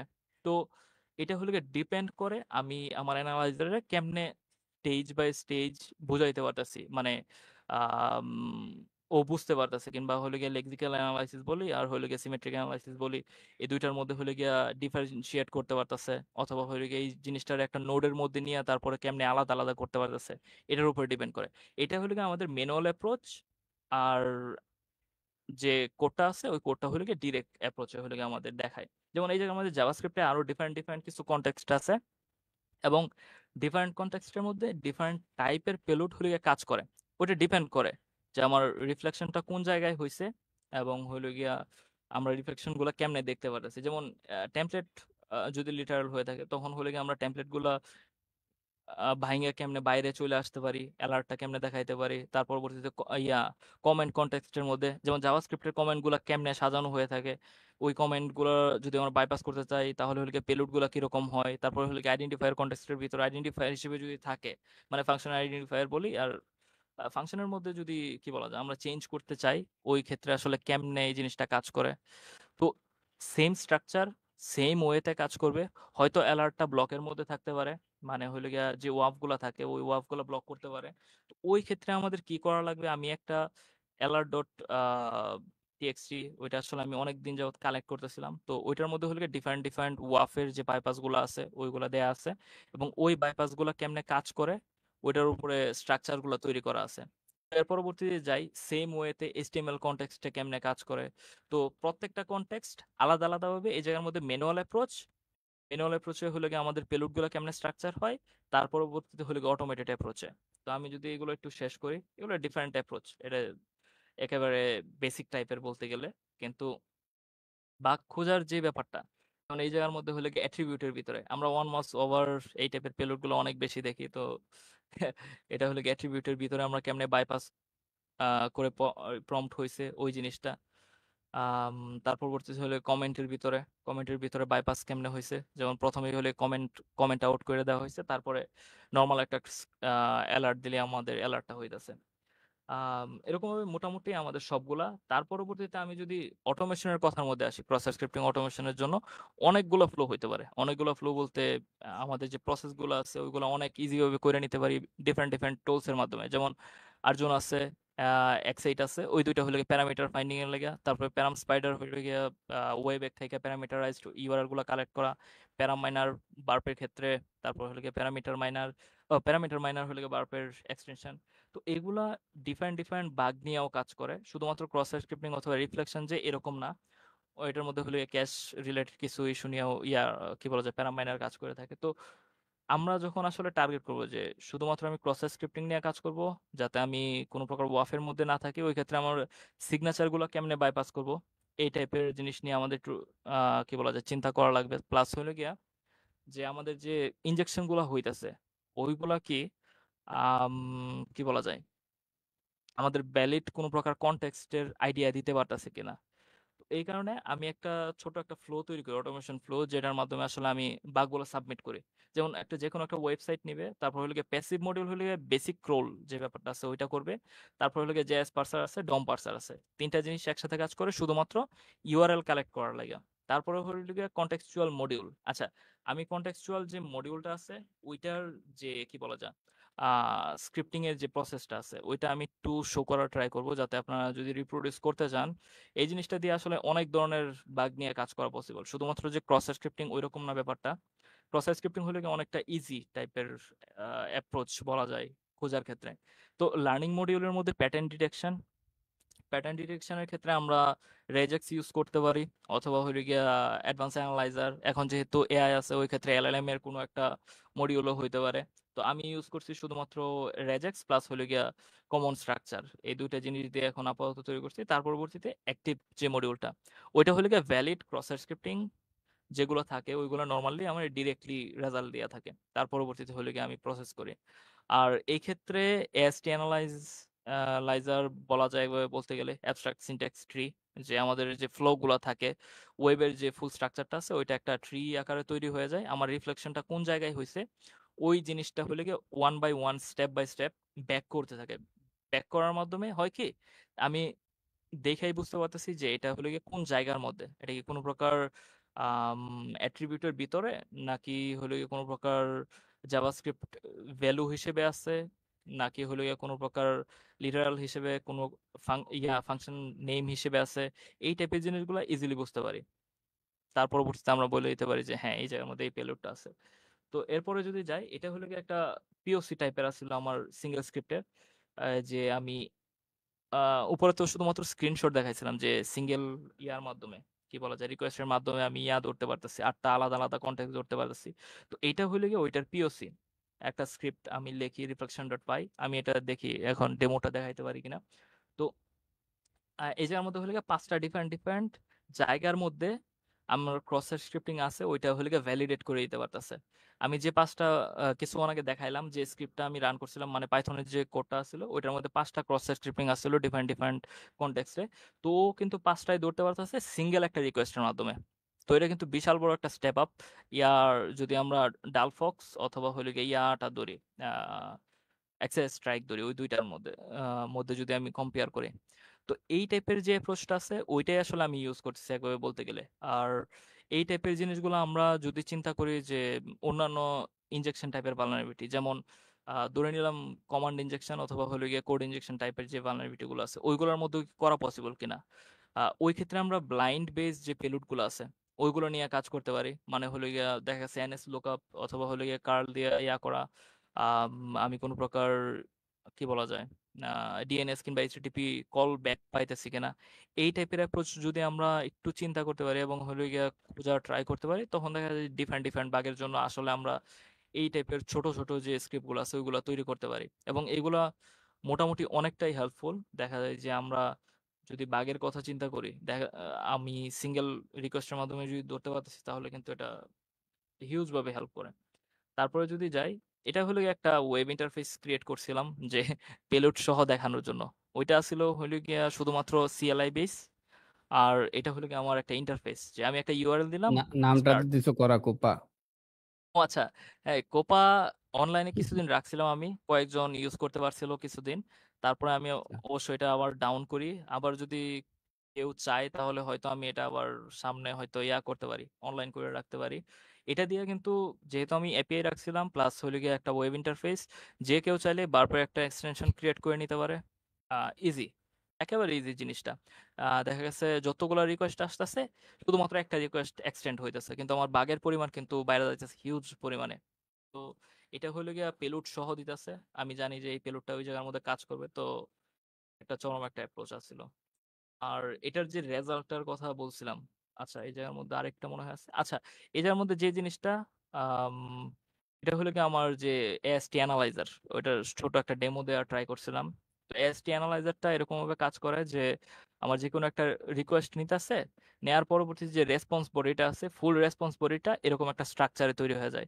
এবং পরবর্তীতে যে আইডেন্টিফায়ার আছে, প্রত্যেকটা আইডেন্টিফায়ার অথবা হলো গিয়ে লিটারাল, এই দুইটার মধ্যে হলো গিয়ে কম্পেয়ার করে যে এটা কি কারণে আম, হলো কি আমার এই জায়গার মধ্যে আসছে, এবং এটার যে ব্যাক আইডেন্টিফায়ার আছে, এই ব্যাক আইডেন্টিফায়ারটা কি দিয়া আম, কি বলা যায়, স্ট্রিং অথবা ইয়াতে কনভার্ট করা, স্ট্রিং অথবা কি বলা যায়, এটার রিফ্লেক্টেড যে ভ্যালুটা থাকে ওইটাতে কনভার্ট করা। যেমন হলো কি ডাবল কোট অথবা এই টাইপের কোনো কিছু যখনই আসতেছে, তখনই হলো গিয়ে ও চিন্তা করতে পারে যেহেতু আইডেন্টিফায়ার এইটা, আর আমি এই জায়গার মধ্যে আছি, আমি যদি চেঞ্জ হই বলতে হলে কনটেক্সটটা চেঞ্জ করতে পারি, তাহলে হলো কি আমি একটা পেলোড দিতে পারি। তো এই ক্ষেত্রে সিম্পল এই জিনিসটা হলো কি আমার বেস পেলোড, তার পরবর্তীতে ইন্টিগ্রেটেড পেলোড হলো কি এটা, এটা দিলে আমার যে কোনো জায়গার মধ্যে কাজ করতেছে। এই টাইপের যতগুলো কনটেক্সট থাকবো, এটা অথবা এটা, এই দুইটা পেলোডের মধ্যে হলো গিয়ে মোটামুটি র্যান্ডমলি কাজ করে। তো এটা একটা অ্যাপ্রোচ হতে পারে। এটা অটোমেশন যে আমার ফ্লোটা আছে ওইটার মধ্যে এই জিনিসটা কাজ করে। তো এখন যদি যাই আমি, আম, আচ্ছা এখন আর কি দেখাইতে পারি এই জিনিসটা আর ইয়ার আচ্ছা, মধ্যে। আর এক্সেসেস নিয়ে তাহলে একটা বিশাল একটা ডিসকাশন হলো, ভেরি গুড।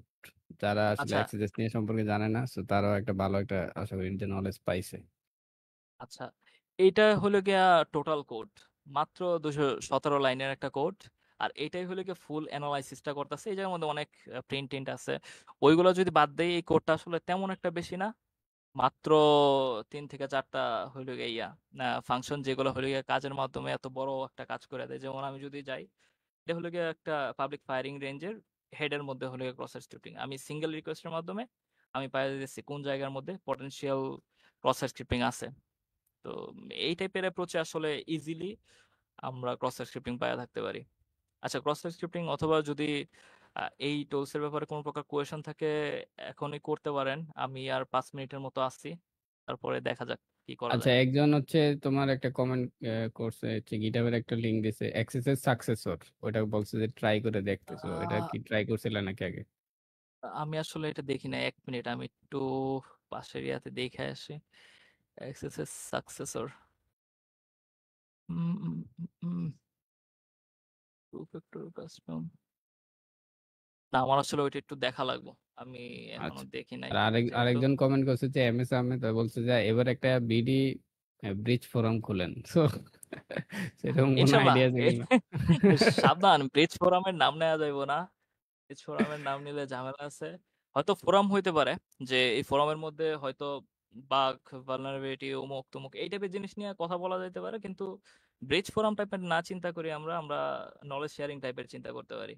ইনশাল্লাহ এই আচ্ছা জিনিসটা তো, আসলে মাথায় রাখলাম, যেহেতু আমাদের হুম, আসলে পেনাফের মধ্যে অনেকগুলা জিনিস একসাথে চলতেছে। আমি আরেকটা জিনিস দেখাইতে পারি। আমাদের একটা প্রোডাক্ট অলরেডি অনলাইনে আছে। তো ওই ক্ষেত্রে প্রোডাক্টের মধ্যে যদি যাই, এটা হলো কি আমাদের, আচ্ছা আমার স্ক্রিনটা একটু ঝামেলা করতেছে। সার্ভেইলার নামে একটা প্রোডাক্ট নিয়ে আমরা কাজ করতেছি, প্রোডাক্ট বলতে একটা প্ল্যাটফর্ম নিয়ে কাজ করতেছি।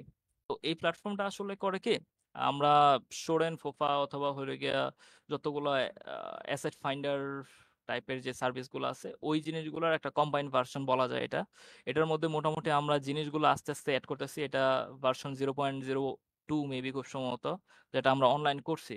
আর এটার মধ্যে ডেমো ডাটা না, এগুলো সবগুলো লাইভ ডাটা, কিন্তু আমরা একটা ছোট্ট একটা চাঙ্ক ডাটা আমরা আপাতত দিয়ে রাখছি। এটা ডে বাই ডে বাড়তেছে, এবং ইনশাল্লাহ সামনে একসাথে হয়তো সবচেয়ে বড় যে ডাটাবেসটা আছে আমাদের ওইটা পাবলিক করব। আর এই জায়গার মধ্যে আপনারা চাইলে কোনো প্রকার বাগ থাকলে ওইটা করতে পারেন, অথবা হলে গিয়ে এটা ইউজের মাধ্যমে মোটামুটি আমি যদি যাই, তার মধ্যে একটু লগ ইন করি।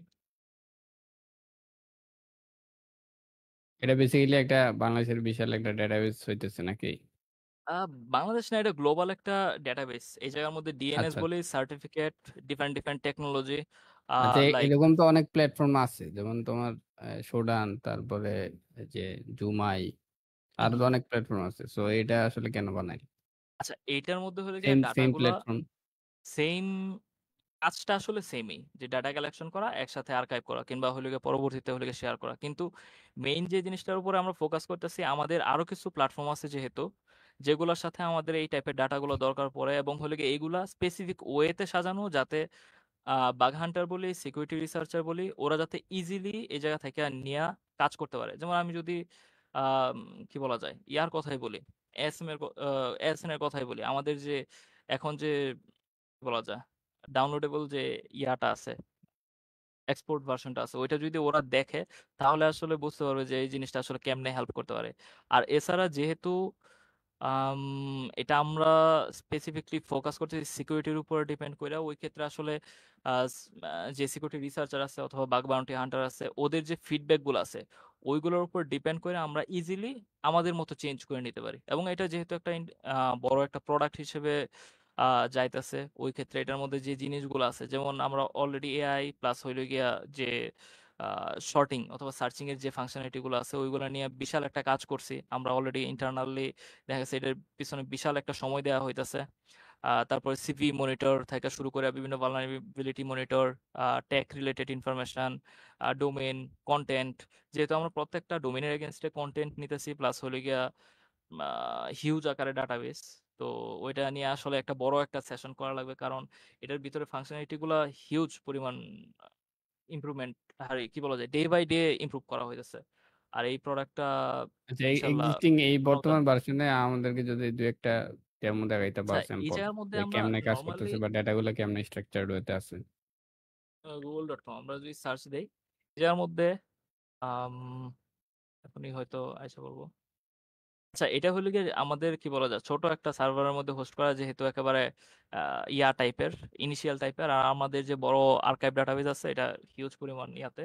আর এটা ডাটাবেজের স্ট্রাকচারটা হলো গিয়ে এরকম, যে আমরা যে কোনো একটা ডোমেইন সার্চ দিলাম, এটা হলো গিয়ে জেনারেল সার্চ। এই জায়গার মধ্যে আমরা যে কোনো কিছু আমরা একবারে ডিরেক্টলি সার্চ করতে পারি। তো এই টাইপের ডাটা গুলো আমরা পাইতেছি, প্রোডাক্ট ইনফরমেশন। এখনো হলো গিয়ে অ্যাপস গুলো এখনো এই জায়গার মধ্যে দেওয়া হয় না, এটা হয়তো ইনশাল্লাহ কিছুদিনের মধ্যে অ্যাড হয়ে যাবে। এছাড়া হলো গিয়ে সার্টিফিকেট, যত প্রকার ইনফরমেশন আছে সকল কিছু, ফিঙ্গারপ্রিন্টিং এর যে পার্ট গুলো আছে ওইগুলো দেয়া আছে। তারপরে যদি আমরা বডি কন্টেন্টের মধ্যে যাই, বডির যে স্পেসিফিক কি বলা যায়, কন্টেন্ট ভিউতে আমরা যে ডাটাগুলো দেখি ওইগুলো দেখতে পারতেছি। আমরা চাইলে স্পেসিফিক যে পার্টগুলো আছে ওইগুলো নিয়েও আমরা সার্চ করতে পারতেছি। তো ওই ক্ষেত্রে আমাদের দেখা যাচ্ছে যে সিমিলার টাইপের ওয়েবসাইট যদি আমরা কোনো সময় খুঁজতে যাই, ইজিলি ওয়ান ক্লিকের মাধ্যমে আমরা খুঁজে পাইতে পারি। যেমন আমার টার্গেট হলো গিয়ে এটিটি, এখন দেখা গেছে যে এটিটির আন্ডারে আরো কত প্রকার ডোমেইন আছে, অথবা হলো গিয়ে সিমিলার ডোমেইন কতগুলো আছে, এই প্রজেক্টের আন্ডারে আর কি কি থাকতে পারে, ওগুলো আমরা ইজিলি এখন সার্চ করতে পারছি। আর আমি যেহেতু নিয়মিত হান্টিং মোটামুটি করতেছি এখনো, তো ওই ক্ষেত্রে আমি আমার জিনিসটা দেখতেছি যে আসলে আমার জন্য কোন জিনিসটা আসলে লাগে, আমি কোন জিনিসটা চাই, অথবা কোন জিনিসটা আমার জন্য হেল্পফুল। আম, ওই জিনিসের উপরে চিন্তা করে দেখা যায় যে আমরা আসলে আরো বেশি ইয়া করতে পারি, ইজিলি অ্যাড করতে পারি। আর পোর্ট স্ক্যান এই জায়গার মধ্যে দেয়া হয়েছে লিমিটেড কিছু ডাটা, ওইগুলো হয়তো আমাদের যে কি বলা যায়, প্রিমিয়াম ভার্সন আছে, ওইগুলোর মধ্যে অলরেডি দেয়া আছে। ওইগুলো পরবর্তীতে হয়তো আমরা শেয়ার করে দেব। আর বাকি যে ব্যাপারগুলো আছে, যেমন হলো গিয়ে এসএন বেসিস সার্চ, তারপর হলো গিয়ে আইপি রিলেটেড সার্চ, আমরা চাইতেছি আর্কাইভের মধ্যে সকল কিছু রাখার জন্য, যাতে দেখা গেছে যে ডিরেক্ট আইপি খুঁজে বের করা মোটামুটি টাফ টাইপের একটা ব্যাপার।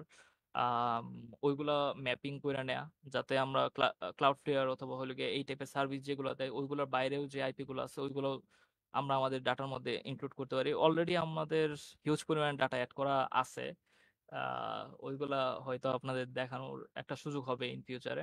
তারপর হলো টেক সার্চ, আমরা চাইলে ইজিলি দেখা গেছে যে কি দিয়া আসলে তৈরি এই সার্ভিসটা অথবা হলো ওয়েবসাইটটা, ওই ক্ষেত্রে হলো গিয়ে প্রত্যেকটা ভার্সন প্লাস হলো গিয়া ওদের স্ট্রাকচার কি কি, আম, কি বলা যায়, স্ট্যাক ইউজ করা হয়েছে, ওইগুলো ডিরেক্টলি আমরা দেখাইতে পারতেছি। এবং মোটামুটি একটা স্ট্রাকচার্ড ওয়েতে ডাটাগুলো আছে। আর চাইলেই এক্সপোর্টের মধ্যে যায় মোটামুটি আহ, ভালো একটা ভিউ পাওয়া যায় এই ডাটাগুলোর উপর ডিপেন্ড করে। তারপরে যদি যাই এএসএন এ, এএসএন এর সার্চের যে ব্যাপারটা আছে ওইটা মাল্টিপল ওয়েতে কাজ করে, এবং লাইভ কন্টিনিউয়াসলি এএসএন এর যে ডাটাগুলো আছে আমরা অ্যাড হইতাছে। এবং ওইগুলোর ভিতরের যে ইয়াগুলো আছে, প্যারামিটার গুলো আছে, আমরা চাইলে এই প্যারামিটার ধরে ধরে আলাদা আলাদা ভাবে কাজ করতে পারি।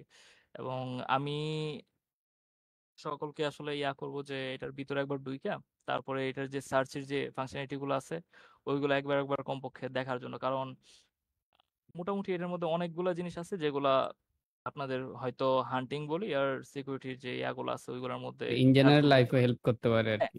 মাল্টিপল ইঞ্জিনিয়ার ওয়েবসাইটে না গিয়ে হয়তো একটা সোর্সের মধ্যে অনেক কিছু পাওয়া যাইতেছে। হ্যাঁ, একই সোর্সের মধ্যে মোটামুটি আমরা সকল কিছু পাইতেছি। আর যদি কারো স্পেসিফিক কোনো প্রকার ডাটা লাগে, আমার সাথে যোগাযোগ করতে পারেন যে আসলে এই কি ডোমেইন ডাটা? অথবা হলো গিয়ে আচ্ছা না, ওইটা আসলে আমি বলতেছি এভাবে যে হয়তো বাগ বাউন্টির জন্য সাবডোমেইন ইনুমারেশন করা লাগতে পারে।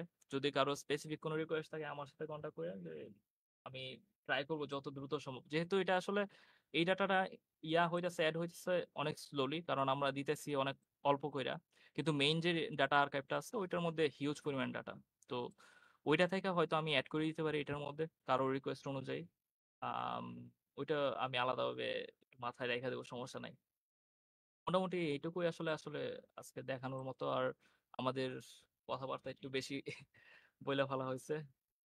দেখা যাক। আচ্ছা, আমরা আর একদমই ধরো শেষ পর্যায়ে আছি। সো আর আরেকটা এখন জিনিস হ্যাঁ, হৃদয় ভাই, আমি আরেকটা শিওর। জিনিস বলবো যে এটা যেহেতু আমাদের ফার্স্ট পডকাস্ট টাইপের, তো হুম, হুম। এটার মধ্যে হয়তো আমাদের যে স্টেপ গুলো আছে এই স্টেপ গুলা প্র্যাকটিস করা হইতেছে একভাবে বলতে গেলে।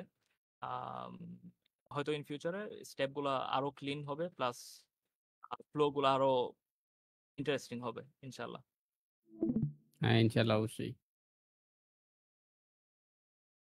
আচ্ছা, সো আমরা একদমই ধরো শেষের দিকে আছি। সো কয়েকটা কোশ্চেন জিজ্ঞেস করে দেন আমরা আজকে টাটা বাই বাই হবো ইনশাআল্লাহ। আচ্ছা, সো প্রথম ধরো যে কোশ্চেন, যে অফেন্সিভ সিকিউরিটি যদি বলি তাহলে নেক্সট 5 ইয়ার্সে কোন পর্যায়ে পৌঁছাইতে পারে বলে তুমি মনে করো? অফেন্সিভ সিকিউরিটির যে পার্ট গুলো এখন দেখতেছি যে আহ, অনেকেই হয়তো দেখছে যে এক্সবো কিংবা হইলে গিয়ে সিআই টাইপের এরকম 5 থেকে 7টার মতো অলরেডি পাবলিকলি অ্যাভেলেবেল আছে। এক্সবো তো প্রাইভেট, কিন্তু হইলে গিয়ে পাবলিকলি অ্যাভেলেবেল অনেকগুলা ফ্রেমওয়ার্ক অলরেডি তৈরি হয়ে গেছে এজেন্ট বেসিস হান্টিং অথবা হইলে গিয়ে অফেন্সিভ অ্যানালাইজার এই টাইপের জিনিসগুলা। ইন ফিউচারে একটা জিনিস দেখা যাবে যে সবচেয়ে বেশি যে জিনিসটা লক্ষ্য করা যাবে ওইটা হলো গিয়া এআই এজেন্ট অ্যাক্টিভেটেড টুলস অথবা হলো গিয়া সিকিউরিটি অ্যানালাইসিস অথবা লগ অ্যানালাইজার এই টাইপের জিনিসগুলো অনেক বেশি দেখা যাবে। ওই ক্ষেত্রে সিকিউরিটি রিসার্চারদের আসলে আমাদের যে ফোকাস করার যে এরিয়াগুলো আছে হলো গিয়ে একেবারে বেসিক যে ব্যাপারগুলো আছে, ভালনারেবিলিটি জিনিসটা কি, কেমনে কাজ করে, এই টাইপের জিনিসগুলো একেবারে রুট থেকে যদি না যায় না যাইতে পারে, দেখা গেছে যে এআই আমারে অনেক ধরনের ইনফরমেশন দিয়েছে, আমি যদি বুঝতেই না পারি এই জিনিসটা আসলে কি, ওই জিনিসটা ওদের জন্য অনেক হার্মফুল হইব।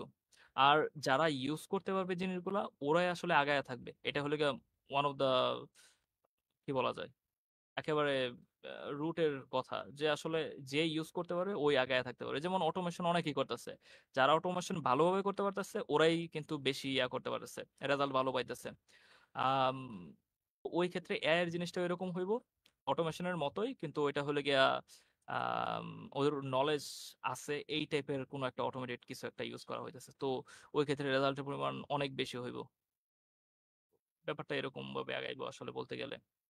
আচ্ছা, সো অ্যানাদার লাস্ট কোশ্চেন, সেটা হচ্ছে যদি নতুন কেউ আসলে সাইবার সিকিউরিটি শুরু করতে চায় তাহলে কিভাবে সে শুরু করতে পারে? আমার জায়গা থেকে যদি বলি, সবসময় একটা জিনিস কি, একেবারে বেসিক থেকে শুরু করা, জিনিসগুলা কেমনে কাজ করে, তারপর হলো কি হোস্ট কেমনে করা লাগে।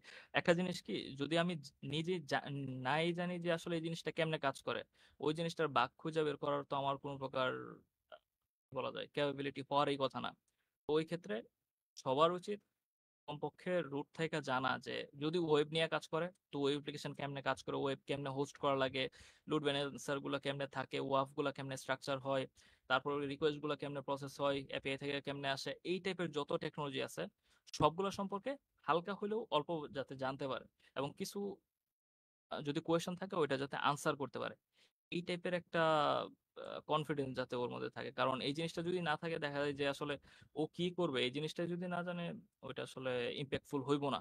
যদি সাইবার সিকিউরিটি বলি, প্রোগ্রামিং বলি, যে কোনো ফিল্ডেই যদি কাজ করতে যায় ওর রুট ব্যালেন্স গুলা অথবা হলে বেসিক যে জিনিসগুলো আছে ওইগুলা জানা লাগবেই। ওই ক্ষেত্রে বেসিক থেকে প্লাস হলে প্র্যাকটিস। সাইবার সিকিউরিটি একটা ব্যাপার হলে যত বেশি প্র্যাকটিস করব, ও যদি একটা জিনিস কমও জানে ওই জিনিসটা ও প্র্যাকটিসের মাধ্যমে গ্যাপটা পূরণ করে দিতে পারে। আচ্ছা আচ্ছা, সো আমরা একদম শেষ। এটা হচ্ছে আরেকটা লাস্ট কোশ্চেন হচ্ছে একজন কমেন্টারের, যেটা হচ্ছে আসান রহিন কমেন্ট করছিল যে ভাইয়া টুলসটা কি শেয়ার করা যাবে নাকি আপনার প্রাইভেট? এটা হচ্ছে যে তোমার এক্সএসএস এর যেই টুলসটা, যেটা আচ্ছা, তুমি রিসার্চ করছিল। এই টুলস গুলা আসলে তেমন কিছুই না। যে কেউ বসলে যদি তার আইডিয়া থাকে যে আমি চাইতেছি স্পেসিফিক জিনিসটা খুঁজে বের করা, তো ওটা বানানো সম্ভব। আমি হয়তো সুন এটা শেয়ার করতে পারি, কিন্তু এটা আসলে এখনো ওই লেভেলে যায় নাই। কারণ হইলো গিয়ে এই টাইপের জিনিসগুলা নাই, একেবারে নাই বললেই চলে। কারণ এই টাইপের একটা অ্যালগোরিদম তৈরি করা একটু কঠিন। আমি বলবো প্রথমে একটু ট্রাই করো। হয়তো যদি কোনো হেল্প লাগে আমার সাথে কনসাল্ট করো, আমি ট্রাই করব হেল্প করার জন্য। কিন্তু ডিরেক্ট টুলস শেয়ার করা আসলে তেমন ইম্প্যাক্টফুল হইবে বলে মনে হয় না। আহ, যদি নিজে যদি হালকা করে হলেও দেখা গেছে আমি একটা সিঙ্গেল রিকোয়েস্টে প্রসেস করতে পারতেছি, তোমারটা যদি 3 রিকোয়েস্ট কিংবা 2 রিকোয়েস্টে প্রসেস করতে পারে, ওইটা তোমার জন্য হেল্পফুল হইব। সো আমি বলবো আগে প্রথম ট্রাই করো। যদি হেল্প লাগে অবশ্যই আমার যে কোনো সময় নক দিলে আমি অ্যাভেলেবেল আছি, সমস্যা নাই। ওকে, সো আমরা একদমই আমাদের মানে টাইম শেষ। সো আজকে আল্লাহ হাফেজ। জানি তোমাকে অনেক ধন্যবাদ অনেক সময় আচ্ছা, দেওয়ার জন্য। তো পরবর্তীতে ধন্যবাদ হয়তো ভাই। কোনো পিংডা গেস্টের আবার গেস্টে আসতে পারো। Till then tata bye bye, ইনশাল্লাহ। আল্লাহ হাফেজ।